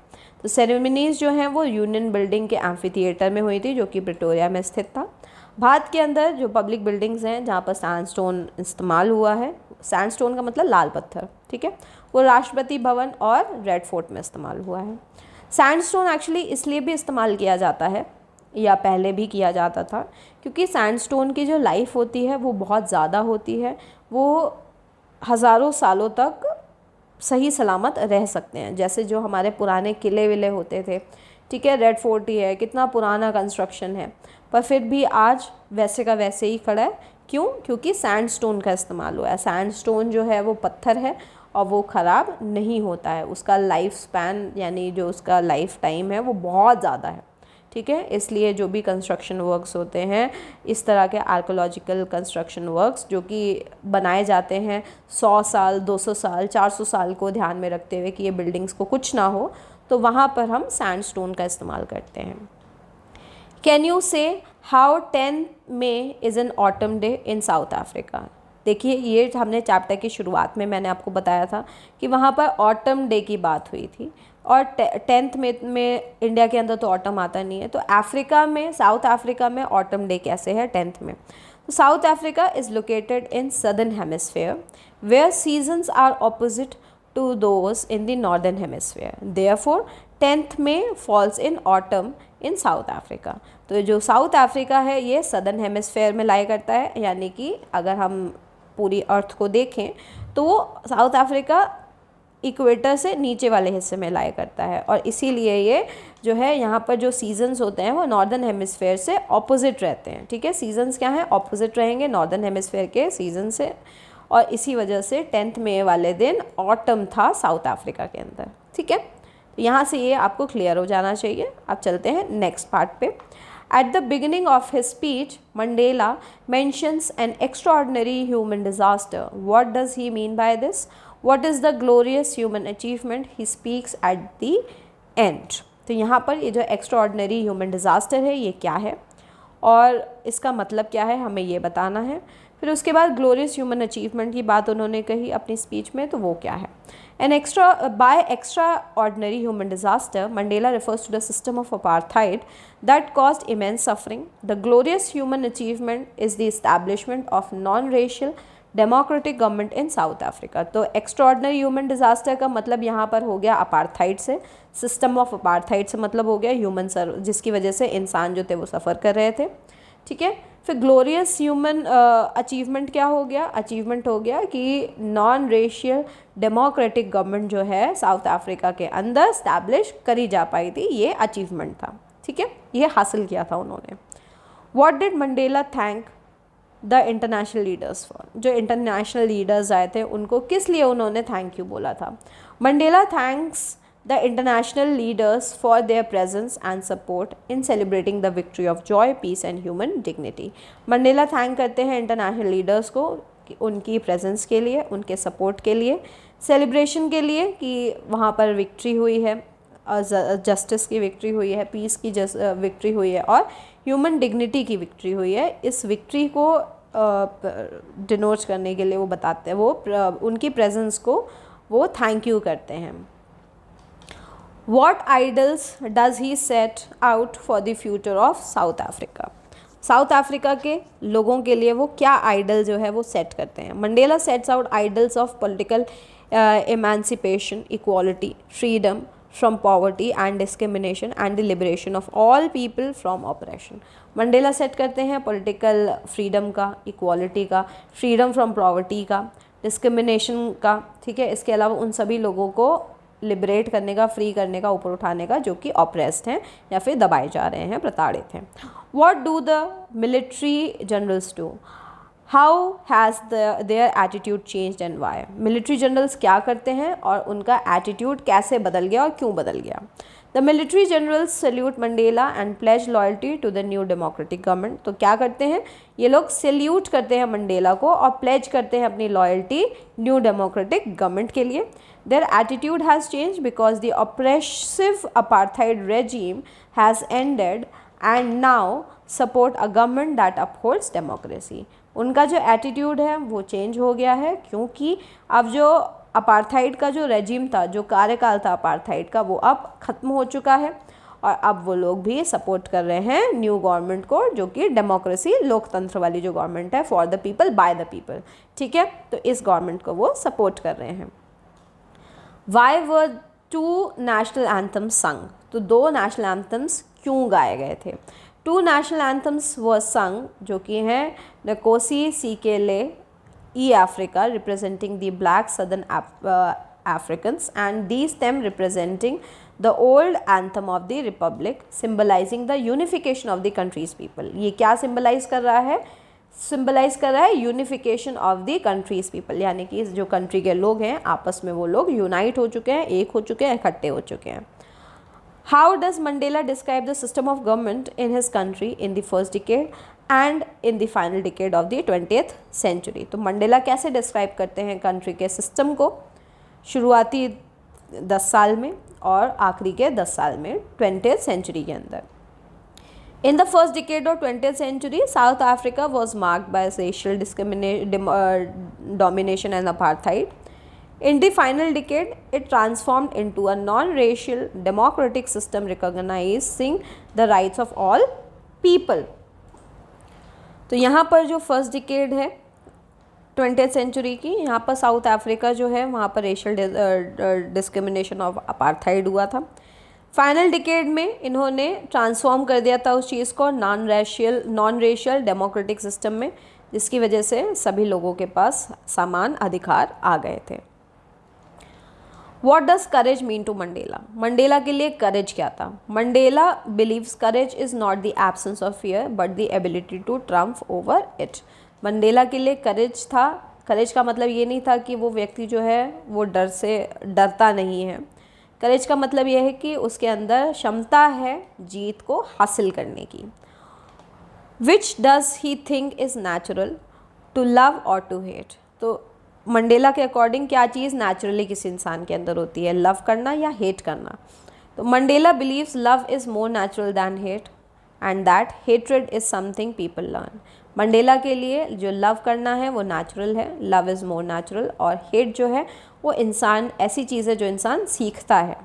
What twin obligation does Mandela mention? क्या twin obligation है जो Mandela mention करते हैं? Mandela mentions the obligation to his family and the obligation to his people, community and country. तो जो दो obligations हैं उसमें से पहला है उनका परिवार, दूसरा है उनके लोग, कम्युनिटी और उनका कंट्री, ठीक है। तो ये दो ऑब्लिगेशन है, पहला उनका परिवार, दूसरा ऑब्लिगेशन हो गया उनके लोग, कम्युनिटी और उनकी कंट्री, ठीक है। What did being free mean to Mandela as a boy and as a student? How does he contrast these transitory freedoms and the basis and the honorable freedoms? तो ये मंडेला के according freedom का मतलब क्या है as a student. फिर जैसे जैसे वो बड़े होते हैं तो उनके लिए फ्रीडम का मतलब क्या हो जाता है वो हमें इसमें लिखना है। As a boy Mandela's idea of freedom was personal and playful, such as running in the fields. As a student it means personal choices like staying out late. He contrasts these transitory freedoms with the more significant freedoms of achieving one's potential, earning a living and living without oppression. तो Mandela के लिए जब वो as a boy थे, freedom का मतलब होता था उनका पर्सनल और प्लेफुल फ्रीडम, जो कि खेतों में आज़ादी से घूमना, ठीक है, ये सब उनके लिए फ्रीडम था। एज अ स्टूडेंट उनके लिए फ्रीडम का मतलब ये था कि वो देर तक बाहर रह सकें, ये उनके लिए आज़ादी थी। पर जैसे ही वो बड़े होते हैं, ये जो फ्रीडम का मीनिंग है उनके लिए चेंज हो जाता है। उसका meaning more of one's potential, एक इंसान में कितनी क्षमता है अर्न करने की, लाइवलीहुड जीने की बिना किसी ऑपरेशन के। Does Mandela think the oppressor is free, why और वाई नॉट? क्या मंडेला सोचते हैं कि ऑपरेसर जो है, जो प्रताड़ना कर रहा है, क्या वो फ्री है? तो no, Mandela believes the oppressor is not free because by oppressing others the oppressor becomes a prisoner of hatred and narrow mindedness. तो मंडेला के हिसाब से जो ऑपरेसर है वो बिल्कुल भी फ्री नहीं है, क्योंकि ऑपरेसिंग का मतलब ही ये हो गया कि आप किसी के आप खुद भी एक प्रिजनर बन जाते हो हेट्रेड के, ठीक है, खुद भी आप नफ़रत के कैदी हो जाते हो और नैरो माइंडेडनेस के कैदी हो जाते हो। अब आते हैं क्वेश्चन आंसर्स पर, जो कि हमारे चैप्टर में क्वेश्चन आंसर्स हैं। हालांकि आंसर्स लॉन्ग हैं, ठीक है, पर ये बोर्ड पॉइंट ऑफ व्यू से बहुत इंपॉर्टेंट है, तो आप लोग इनको ज़रूर नोट डाउन करें, इसकी लैंग्वेज को नोट डाउन करें, बहुत हेल्पफुल होगा। तो चलिए स्टार्ट करते हैं। Why did such large number of international leaders attend the inauguration? What did it signify the trump of? तो जो large number of international leaders attend कर रहे थे इस इनॉग्रेशन को, वो क्यों कर रहे थे? इससे क्या सिग्निफाई कर रहा था? ये किस चीज़ का जो ट्रम्प था, ये किस चीज़ का ट्रम्प सिग्निफाई कर रहा था? The large number of international leaders who attended Nelson Mandela's inauguration as South Africa's first black president in 1994 signified a global recognition and celebration of the triumph over apartheid. Their presence represented a collective endorsement of democratic values and human rights, emphasizing the importance of ending racial oppression and fostering equality. This event marked a pivotal moment not only in South Africa's history but also in the global struggle against racism and injustice, highlighting the significant shift towards democracy and reconciliation after decades of institutionalized discrimination and violence. The attendance of leaders from various countries underscored the hope for a peaceful and inclusive future for South Africa, as well as the desire for unity among nations in the face of historical injustice. तो आप लोग इस answer को note down कर लेंगे। Meaning मैं आप लोगों को चैप्टर में पूरा समझा ही चुकी हूँ, कि चलिए इस आंसर का भी मीनिंग आप समझ ही लीजिए। जो large number of international leaders जो नेल्सन मंडेला के इनॉग्रेशन में आए थे, वो इसलिए आए थे क्योंकि उस समय पर ये पहले ब्लैक प्रेसिडेंट बने थे 1994 में। डेट क्या थी? 10 मई थी इनकी डेट, जब वो बने थे फर्स्ट ब्लैक प्रेसिडेंट। कौन सा ईयर था? 1994, ठीक है, इस चीज़ को आप लोग याद रखेंगे। और ये चीज़ क्यों हुई थी? यहाँ पर अपार्थाइड के ऊपर जीत हुई थी। ये जो रंग भेद का जो चला आ रहा था सिस्टम, ठीक है, ये ख़त्म हुआ था। इन लोगों की प्रेजेंस का ही ये मतलब था कि जो ह्यूमन राइट्स थे अब वहाँ पर पूरी तरीके से इम्पोज कर दिए गए थे, ह्यूमन राइट्स लागू कर दिए गए थे। सभी लोग जो थे, रेशियल डिस्क्रिमिनेशन जिनके ऊपर भी हो रहा था, इनइक्वालिटीज़ जिनके ऊपर हो रही थी, वो सब अब ख़त्म हो चुकी थी। ये जो इवेंट था, ये एक पाइवोटल मोमेंट था, सिर्फ साउथ अफ्रीका के लिए ही नहीं, सिर्फ साउथ अफ्रीका की हिस्ट्री के लिए ही नहीं था, पर ग्लोबली जो लोग स्ट्रगल कर रहे थे रेसिज्म से, इनजस्टिस से, उसमें भी बहुत बड़ा रोल इस चीज़ का देखने को मिला था। डेमोक्रेसी मिली थी वहाँ पर, ठीक है, और इसके अलावा जो बहुत सालों से जो डिस्क्रिमिनेशन चला आ रहा था, इससे उन्हें डेमोक्रेसी यानी आज़ादी मिली थी। वहाँ पे जो लीडर्स आए थे अलग अलग कंट्रीज़ से, ठीक है। इसकी वजह से होप मिली थी पीसफुल होने की, ठीक है। और इन साउथ अफ्रीका को आगे आने वाले कोई भी प्रोग्राम्स होंगे, इंटर कंट्री जो नेशंस के जो यूनिटी होती है उसके जो प्रोग्राम्स होते हैं, उसमें अब साउथ अफ्रीका भी बराबरी का साझेदार अब हो गया था, ठीक है। और इसलिए भी ये सारे लोग जो थे वो वहाँ पर प्रस्तुत हुए थे। What does Mandela mean when he says he is simply the sum of all those African patriots who had gone before him? Mandela क्यों कहते हैं कि वो सिर्फ बाकी सभी लोगों का सम अप है, जो कि लोग पैट्रियोट्स हो गए, यानी जो लोगों ने अपनी जानें गंवा दी, जो लोग उनसे पहले मर के चले गए। When Mandela states that he is simply the sum of all those African patriots who had gone before him, he is expressing humility and acknowledging the contribution of countless individuals who fought for freedom, justice and equality in South Africa and across the continent. Mandela recognizes that his achievements and his position as a leader are not solely his own. They are built upon the struggle, sacrifices and aspirations of those who came before him. This statement emphasizes the collective nature of the struggle against apartheid, highlighting the interconnectedness of the freedom movement and the importance of honoring the legacy of those who paved the way for his own leadership. By framing his identity in this way, Mandela reinforces the idea that fight for liberation is a shared journey rooted in the efforts of many rather than accomplishment of a single individual. Mainly यहाँ पर Mandela यही कह रहे हैं, ये express कर रहे हैं कि उन सभी लोगों का सम अप मंडेला है, क्योंकि वो जो लोग थे उन सभी लोगों के कंट्रीब्यूशन की वजह से ही आज फ्रीडम मिला है, आज़ादी मिली है और लोगों को इक्वालिटी मिली है पूरे साउथ अफ्रीका में और कॉन्टिनेंट में। मंडेला उन सभी लोगों का जो अचीवमेंट है उसको एक्नॉलेज कर रहे हैं, रिकॉग्नाइज़ कर रहे हैं, जो भी बड़े बड़े लीडर्स थे जो इनका सपोर्ट कर रहे थे, ठीक है, उनको ये रिकॉग्निशन दे रहे हैं।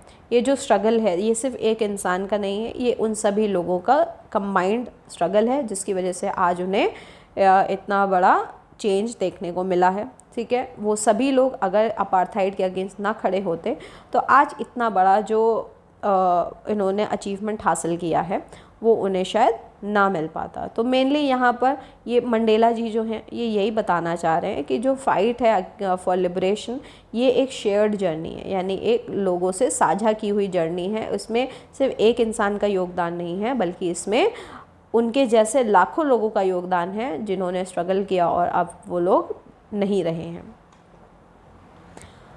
Would you agree that depth of oppression can create heights of character? How does Mandela illustrate this? Can you add your own example to this argument? अब ये जो डेप्थ ऑफ ऑपरेशन है, ठीक है, डेप्थ ऑफ ऑपरेशन का मतलब क्या हो गया, किसी इंसान के ऊपर कितना ज़्यादा दबाव डाला जा रहा है, उसी से ही हाइट्स ऑफ कैरेक्टर, यानी उसी से ही जो महान व्यक्ति हैं वो उभर के आते हैं, ठीक है। क्या आप इस चीज़ से सहमत हैं? मंडेला इस चीज़ को किस तरीके से इलस्ट्रेट कर रहे हैं वो आपको बताना है। क्या आप इस चीज़ से सहमत हैं, आपको ये भी बताना है। तो इसमें yes, Mandela illustrates this by pointing out the extraordinary courage, wisdom and generosity of leaders like Oliver Tambo and Walter Sisulu who emerged from the oppression of apartheid. Other examples could include leaders like Mahatma Gandhi and Martin Luther King Jr., whose characters were shaped by the struggle against injustice. तो यहाँ पर Mandela जो हैं वो बिल्कुल extraordinary करेज जो है, generosity, ये जो लीडर्स थे जो उस टाइम पर उभरे थे, जिसमें से ओलिवर टैम्बो और वॉल्टर सिसुलू हैं, ठीक है, इनके वजह से ही जो इनके ऊपर जो ऑपरेशन हुआ था इस वजह से ही ये अपार्थाइड से ऊपर उभरे थे। इसके अलावा जो दूसरे एग्जाम्पल्स हैं वो महात्मा गांधी हैं। आप लोगों को पता होगा कि महात्मा गांधी जी भी जो हैं वो भी अपार्थाइड का एक बहुत बड़ा शिकार रहे हैं। इन्हें ट्रेन से उतार दिया गया था साउथ अफ्रीका के अंदर, क्योंकि ये उस बोगी में काले व्यक्ति थे, जबकि इनके पास रिजर्व टिकट थी, सीट थी, फिर भी इन्हें उस ट्रेन से हटा दिया गया था। ये भी एक एग्जाम्पल है अपार्थाइड का। इसके अलावा मार्टिन लूथर किंग जूनियर है, ठीक है, ये भी अपार्थाइड के इनके साथ भी इनजस्टिस हुआ था। How did Mandela's understanding of freedom change with age and experience? Mandela की जो अंडरस्टैंडिंग थी फ्रीडम की वो कैसे चेंज हुई उम्र के साथ और एक्सपीरियंस के साथ? Nelson Mandela's understanding of freedom evolved significantly with age and experience. In his youth, he viewed freedom primarily as liberation from apartheid and racial oppression. However, as he matured, he faced imprisonment. His perspective broadened. He came to understand that true freedom encompasses not just the absence of oppression but also the presence of justice, equality, and human dignity for all. Mandela recognized that freedom involves empowering others, fostering reconciliation, and addressing socio-economic inequalities. Ultimately, he learned that freedom is not merely a personal achievement but a collective aspiration that requires ongoing effort and commitment from everyone in society. तो यहाँ पर जो Mandela हैं, इनकी जो understanding थी वो उम्र और एक्सपीरियंस के साथ चेंज हुई फ्रीडम के लिए। जब वो थोड़े जवान थे, ठीक है, उस समय पर उन्हें सिर्फ अपार्थाइड और रेशल ऑपरेशन से ऊपर उठना था, पर जैसे जैसे वो और मैच्योर हुए उन्हें जेल जाना पड़ा, जिस वजह से उनका जो पर्सपेक्टिव था वो पूरी तरीके से चेंज हो गया। उन्हें पता चला कि जो ट्रू फ्रीडम है वो सिर्फ ऑपरेशन से आज़ाद होने में ही नहीं है बल्कि जस्टिस दिलाने में है, इक्वालिटी में है और ह्यूमन डिग्निटी जिसमें सबकी बरकरार है उसमें फ्रीडम है। ठीक है, मंडेला ने रिकॉग्नाइज़ किया कि जो फ्रीडम है वो दूसरों को एम्पावर करने के साथ साथ फॉस्टर रिकन्सिलिएशन फॉस्टर करना, सोशियो इकोनॉमिक इनइक्वालिटीज़ को एड्रेस करना भी है। अल्टीमेटली उन्होंने सीखा कि फ्रीडम सिर्फ एक पर्सनल अचीवमेंट नहीं है पर कलेक्टिव एस्पिरेशन है जिसमें कि लोगों का सबका योगदान होता है, कमिटमेंट होता है from everyone in the society. How did Mandela's hunger for freedom change his life? Mandela का जो हंगर था फ्रीडम के लिए, उसकी वजह से उनकी जो ज़िंदगी थी वो कैसे चेंज हुई? Mandela's hunger for freedom profoundly transformed his life, shaping his identity and purpose. Initially motivated by a desire to end apartheid, this hunger fueled his activism, leading him to join the African National Congress and engage in peaceful protest. As he faced imprisonment for 27 years, his commitment only intensified, turning his suffering into a symbol of resistance. This passion for freedom not only made him a leader in the struggle against oppression, but also forged his resolve to advocate for reconciliation and social justice upon his release. Ultimately, his hunger for freedom inspired a nation, catalyzing a change in South Africa. तो Mandela का जो hunger था जिसकी वजह से उनकी पूरी life change हुई, ठीक है, उनकी आइडेंटिटी चेंज हुई, इनकी लाइफ का पर्पस चेंज हुआ। शुरुआत में उन्होंने अपार्थाइड को एंड करने के लिए चीज़ ज्वाइन करी थी, बाद में उन्होंने इनका जो हंगर था वो आग में बदला, एक्टिविस्ट बने वो, ठीक है, और उन्होंने अफ्रीकन नेशनल कांग्रेस ज्वाइन करी और पीसफुल प्रोटेस्ट उन्होंने शुरू किए। पीसफुल प्रोटेस्ट का मतलब हुआ बिना किसी दंगे फसाद वाले, सिर्फ वर्बल प्रोटेस्ट जो करते हैं लोग, वैसे वाले प्रोटेस्ट उन्होंने शुरुआत की। उन्हें हालांकि 27 साल तक जेल में भी बिताने पड़े, ठीक है, पर इसकी वजह से क्या हुआ? इसकी वजह से इनका जो सफरिंग थी वो एक तरीके से कुछ ना कुछ एक पॉजिटिव रिजल्ट देखने को मिला, लोगों को फ्रीडम मिलना शुरू हुआ, ठीक है, सब बाकी और भी लोग जो थे वो उनके साथ आने शुरू हुए, जो भी इनजस्टिस लोगों के साथ हो रहा था वो सब ख़त्म हुआ और अल्टीमेटली जो फ्रीडम था, इसकी वजह, ये जो फ्रीडम के लिए जो हंगर था, इसकी वजह से ही ये एक तरीके से एक कैटलिस्ट का इसने काम किया, एक जिसे बोलते हैं ना कि किसी चीज़ को बढ़ावा देने का काम किया साउथ अफ्रीका के अंदर फ्रीडम को लाने के लिए। चलिए अब आते हैं make a list of such pairs of nouns and verbs in the text. अब हमें नाउन्स वर्ब जो टेक्स्ट हैं उनके अंदर हमें नाउन्स और वर्ब्स का लिखना है, तो आप लोग क्या करेंगे, इसे फिलअप कर लेंगे अपने बुक के अंदर। तो फॉर्मेशन का वर्ब हो जाएगा फॉर्म, गवर्नमेंट का वर्ब हो जाएगा गवर्न, कंट्रीब्यूशन का हो जाएगा कंट्रीब्यूट, असिस्टेंस का हो जाएगा असिस्ट, सब्जुगेशन का हो जाएगा सब्जुगेट, ह्यूमिलिएशन का हो जाएगा ह्यूमिलिएट, इम्प्रिजनमेंट का हो जाएगा इम्प्रिजन। आप इन सभी को अपनी बुक में नोट डाउन कर लेंगे, ठीक है, आप लोग वीडियो को पॉज करके इसे नोट डाउन कर लें। अब हम चलते हैं नेक्स्ट पार्ट पे जो कि है read the passage below, fill in the blanks with the noun forms of the verb in the bracket. तो ब्रैकेट में यहाँ पर हमें वर्ब दिया गया है और इनका नाउन फॉर्म जो कि अभी हमने पीछे किया, देखिए इसमें क्या है, फॉर्मेशन, गवर्नमेंट, कंट्रीब्यूशन, असिस्टेंस, शन, शन, मेंट, ठीक है। तो ये सब नाउन में आ रहा है, तो हमें वर्ब दिए गए हैं और नाउन फिलअप करने हैं। तो सिंपली कंट्रीब्यूट का हो जाएगा कंट्रीब्यूशन, असिस्ट का हो जाएगा असिस्टेंस, ह्यूमिलिएट का हो जाएगा ह्यूमिलिएशन, सब्जुगेट का हो जाएगा सब्जुगेशन, इम्प्रिजन का हो जाएगा इम्प्रिजनमेंट, रेजिस्ट का हो जाएगा रेजिस्टेंस। तो आप लोग इसको नोट डाउन कर लेंगे, वीडियो को पॉज करें और इसको आराम से नोट डाउन करें। अब हम नेक्स्ट पार्ट पे चलेंगे। Here are some more examples of the used with proper nouns. Try to say what these sentences mean. You may consult a dictionary if you wish. Look at the entry for the D.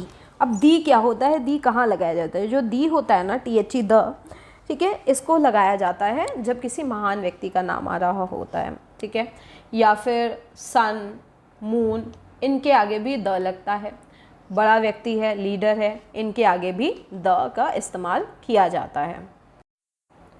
Mr. Singh regularly invites the Amitabh Bachchan's and the Shahrukh Khans to his parties। तो यहाँ पर आपने देखा कि अमिताभ बच्चन के नाम के आगे द लगा है, शाहरुख खान के आगे भी द लगा है, यानी ये दोनों ही क्या हैं, फेमस पर्सनालिटीज़ हैं।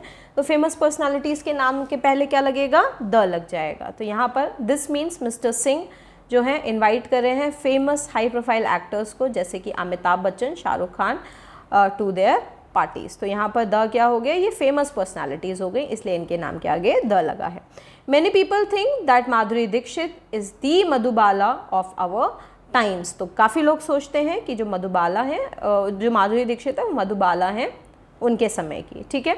तो यहाँ पर मधुबाला के नाम से पहले द लगा है, क्यों? इसका मतलब है कि जो मधुबाला है उनको, जो माधुरी दीक्षित हैं उनको मधुबाला की तरह ही कंसीडर किया जाता है, similar in charm and talent to Madhubala, a famous actress from the past, ठीक है। तो ये मधुबाला जी जो हैं ये फेमस एक्ट्रेस थी। तो यहाँ पर माधुरी दीक्षित को कंसीडर किया जा रहा है उनकी तरह, यानी कि यहाँ पर भी जो फेमस पर्सनालिटी हैं मधुबाला, उनके नाम से पहले द आ रहा है। नेक्स्ट पार्ट पर चलते हैं। History is not only the story of the Alexanders, the Napoleons and the Hitlers but of ordinary people as well. जो हिस्ट्री है उसमें सिर्फ अलेक्जेंडर, अब देखिए अलेक्जेंडर के नाम के पहले भी द है, नेपोलियन के नाम के पहले भी द है और हिटलर के नाम के पहले भी द है। तो ये लोग क्या हैं, ये भी फेमस हिस्टोरिकल फिगर्स हैं और जो कि बहुत पावरफुल और इम्पैक्टफुल थे, इसलिए इनके नाम के पहले द, THE द का इस्तेमाल हो रहा है। तो चलिए अब नेक्स्ट पार्ट में आते हैं, जो कि है, one second, match the italicized phrases in column A with the phrases nearest in the meaning of column B। तो ये जो इटैलिक में लिखा हुआ है, ठीक है, नॉट मीनिंगफुल या फिर वर्ब पुश्ड, आर लिमिट्स, ठीक है, ये सब जो भी इटैलिक में लिखा हुआ है, इन सब का जो भी मीनिंग है ये सामने रिटन है।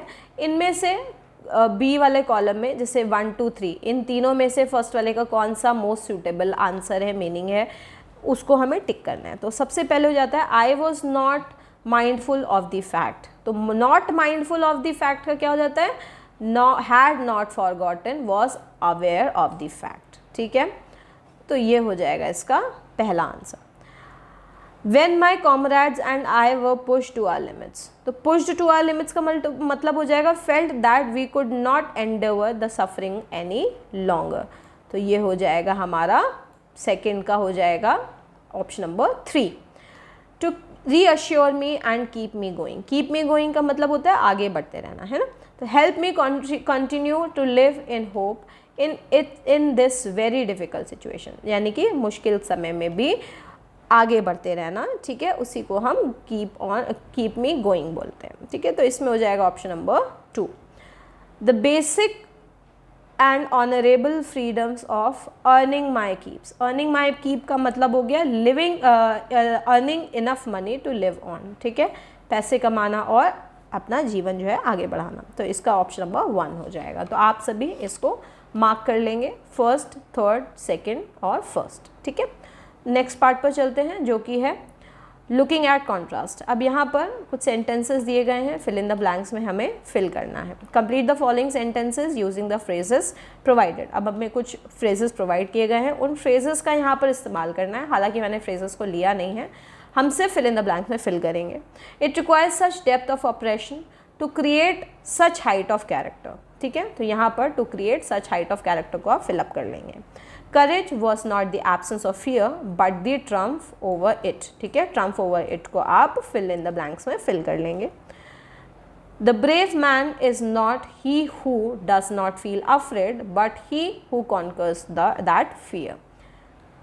यहाँ पर फिल इन द ब्लैंक्स में हु कॉन्कर्स द फियर को हम फिल इन द ब्लैंक्स में फिल कर लेंगे। If people can learn to hate they can be taught to love. I was not born with a hunger to be free, I was born free। तो आप लोग इस सभी को pause करेंगे और फिल इन द ब्लैंक्स में अपने बुक में फिलअप कर लेंगे। नेक्स्ट पार्ट पे चलते हैं, contrasting the past with present. अभी कुछ सेंटेंसेस दिए गए हैं, इसमें हमें फिलअप करना है, तो चलिए इसको फिल इन द ब्लैंक्स में फिल करते हैं। For decades, the Union buildings have been the seat of white supremacy and now it was the site of multiracial government। ठीक है, तो यहाँ पर आ जाएगा it was the site of multiracial government। Only moments before the highest general of South African Defence Force and Police saluted me and pledged their loyalty। Not so many years before they would not have saluted but arrested me। but arrested me को आप यहाँ पर fill-up कर लेंगे। Although that day neither group knew the lyrics of the anthem, they would soon know the words by heart। know the words by heart को इसमें fill-up कर लेंगे। My country is rich in the minerals and gems that lie beneath its soil, but I have always known that its greatest wealth is its people। तो fill in the blanks में आप इसे fill करेंगे, video को pause करेंगे और इसे fill up कर लेंगे। The air show was not only a display of pin point precision and military force but a demonstration of the loyalty and discipline of the armed forces. तो इसे भी आप फिलअप कर लेंगे, वीडियो को पॉज करें और इसको फिल इन द ब्लैंक्स में फिल करें। नेक्स्ट पार्ट आते हैं, expressing your opinion. Do you think there is a colour prejudice in our own country. क्या आपको लगता है कि रंग के आधार पर हमारी कंट्री में भी भेदभाव होता है। प्रेजुडिस मतलब भेदभाव, ठीक है, भेदभाव हो रहा है। तो इसका आंसर हम इस तरीके से लिखेंगे।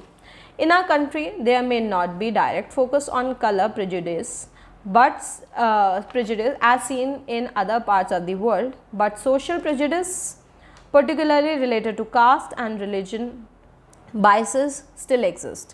People often judge each other based on skin tone, linking fair skin with beauty and privilege, while darker complexions are sometimes subjected to discrimination।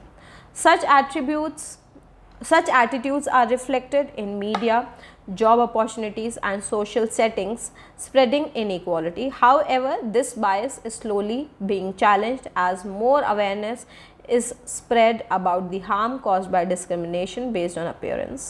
Despite the remnants of the prejudice, the country's diversity is its strength and it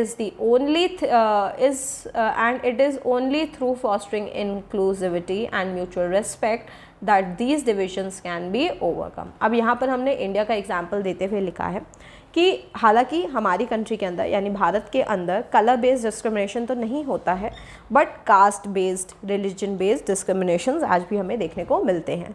people जो लोग हैं एक दूसरे को जज कर रहे होते हैं स्किन टोन से, ठीक है, और उनका जो मेनली यहाँ पर जो गोरे लोग होते हैं उसको हम ब्यूटी और प्रिविलेज से ज़्यादा कंसीडर करते हैं, और जो काले लोग होते हैं उनको हम डिस्क्रिमिनेशन से ज़्यादा उसको कर रहे होते हैं। हालांकि ये जो एटीट्यूड्स हैं ये रिफ़्लेक्ट होता है मेनली मीडिया में, जॉब अपॉर्चुनिटीज़ में और सोशल सेटिंग्स में, ठीक है, और वहीं से ही इनइक्वालिटी आती है।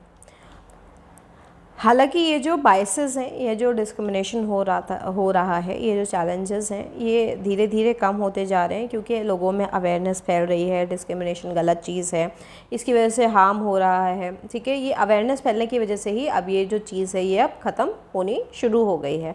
हालांकि ये जो प्रेजुडिस है ये एक रेमिनेंट है, ये एक तरीके से हमारी सोसाइटी में रह जाएगा, पर क्योंकि हमारी कंट्री में डाइवर्सिटी इतनी ज़्यादा है वही उसकी स्ट्रेंथ है, और इसी वजह से हम लोग आपस में एक दूसरे को एक दूसरे के कल्चर के अंदर इंक्लूड करते हैं, एक दूसरे को म्यूचुअल रिस्पेक्ट देते हैं, और ये जो डिवीज़न है इसको ओवरकम कर पाते हैं। अब आते हैं हम इस चैप्टर की समरी पे। समरी हमारे बोर्ड एग्ज़ाम के पॉइंट ऑफ व्यू से बहुत इंपॉर्टेंट है, इसलिए समरी को आप लोग ज़रूर लिखें, ज़रूर देखें, ज़रूर सुनें। In this excerpt from Long Walk to Freedom, Nelson Mandela reflects on his journey from a childhood of perceived freedom to the harsh realities of apartheid in South Africa. As a child, Mandela believed he was free, enjoying life without understanding the deep racial divide in his country. However, as he grew older, he realized that his freedom was limited to the oppressive apartheid system, which denied basic rights to black people. Mandela describes his evolving concept of freedom. Initially, it was personal freedom, but later it became a collective fight for the freedom of his people. He highlights that true freedom is not just the absence of chains, but the right to live with dignity, equality, and justice. His struggle was not only for the freedom of the oppressed, but also to liberate the oppressors from their own bondage of prejudice and hatred. Courage is a key theme in Mandela's reflections. He emphasizes that courage is not the absence of fear, but the ability to overcome it. He also stresses that hatred is taught, and if people can learn to hate, they can also learn to love. Mandela's vision for South Africa was one of unity and reconciliation, where forgiveness and mutual respect would replace years of racial discrimination. The excerpt concludes with Mandela's inauguration as the first black president of South Africa on May 10, 1994. This moment marked the end of apartheid and the birth of democratic nation, which Mandela believed would be built on justice, peace, and equality for all. His message is one of hope, emphasizing the possibility of transforming society through love, courage, and forgiveness. तो students, ये इस chapter का and था। I hope आप सभी को chapter का explanation अच्छे से समझ में आया होगा। वीडियो पसंद आई हो, वीडियो को लाइक करें, चैनल को सब्सक्राइब करें और अपने सभी फ्रेंड्स तक इस वीडियो को ज़रूर शेयर करें। Thank you.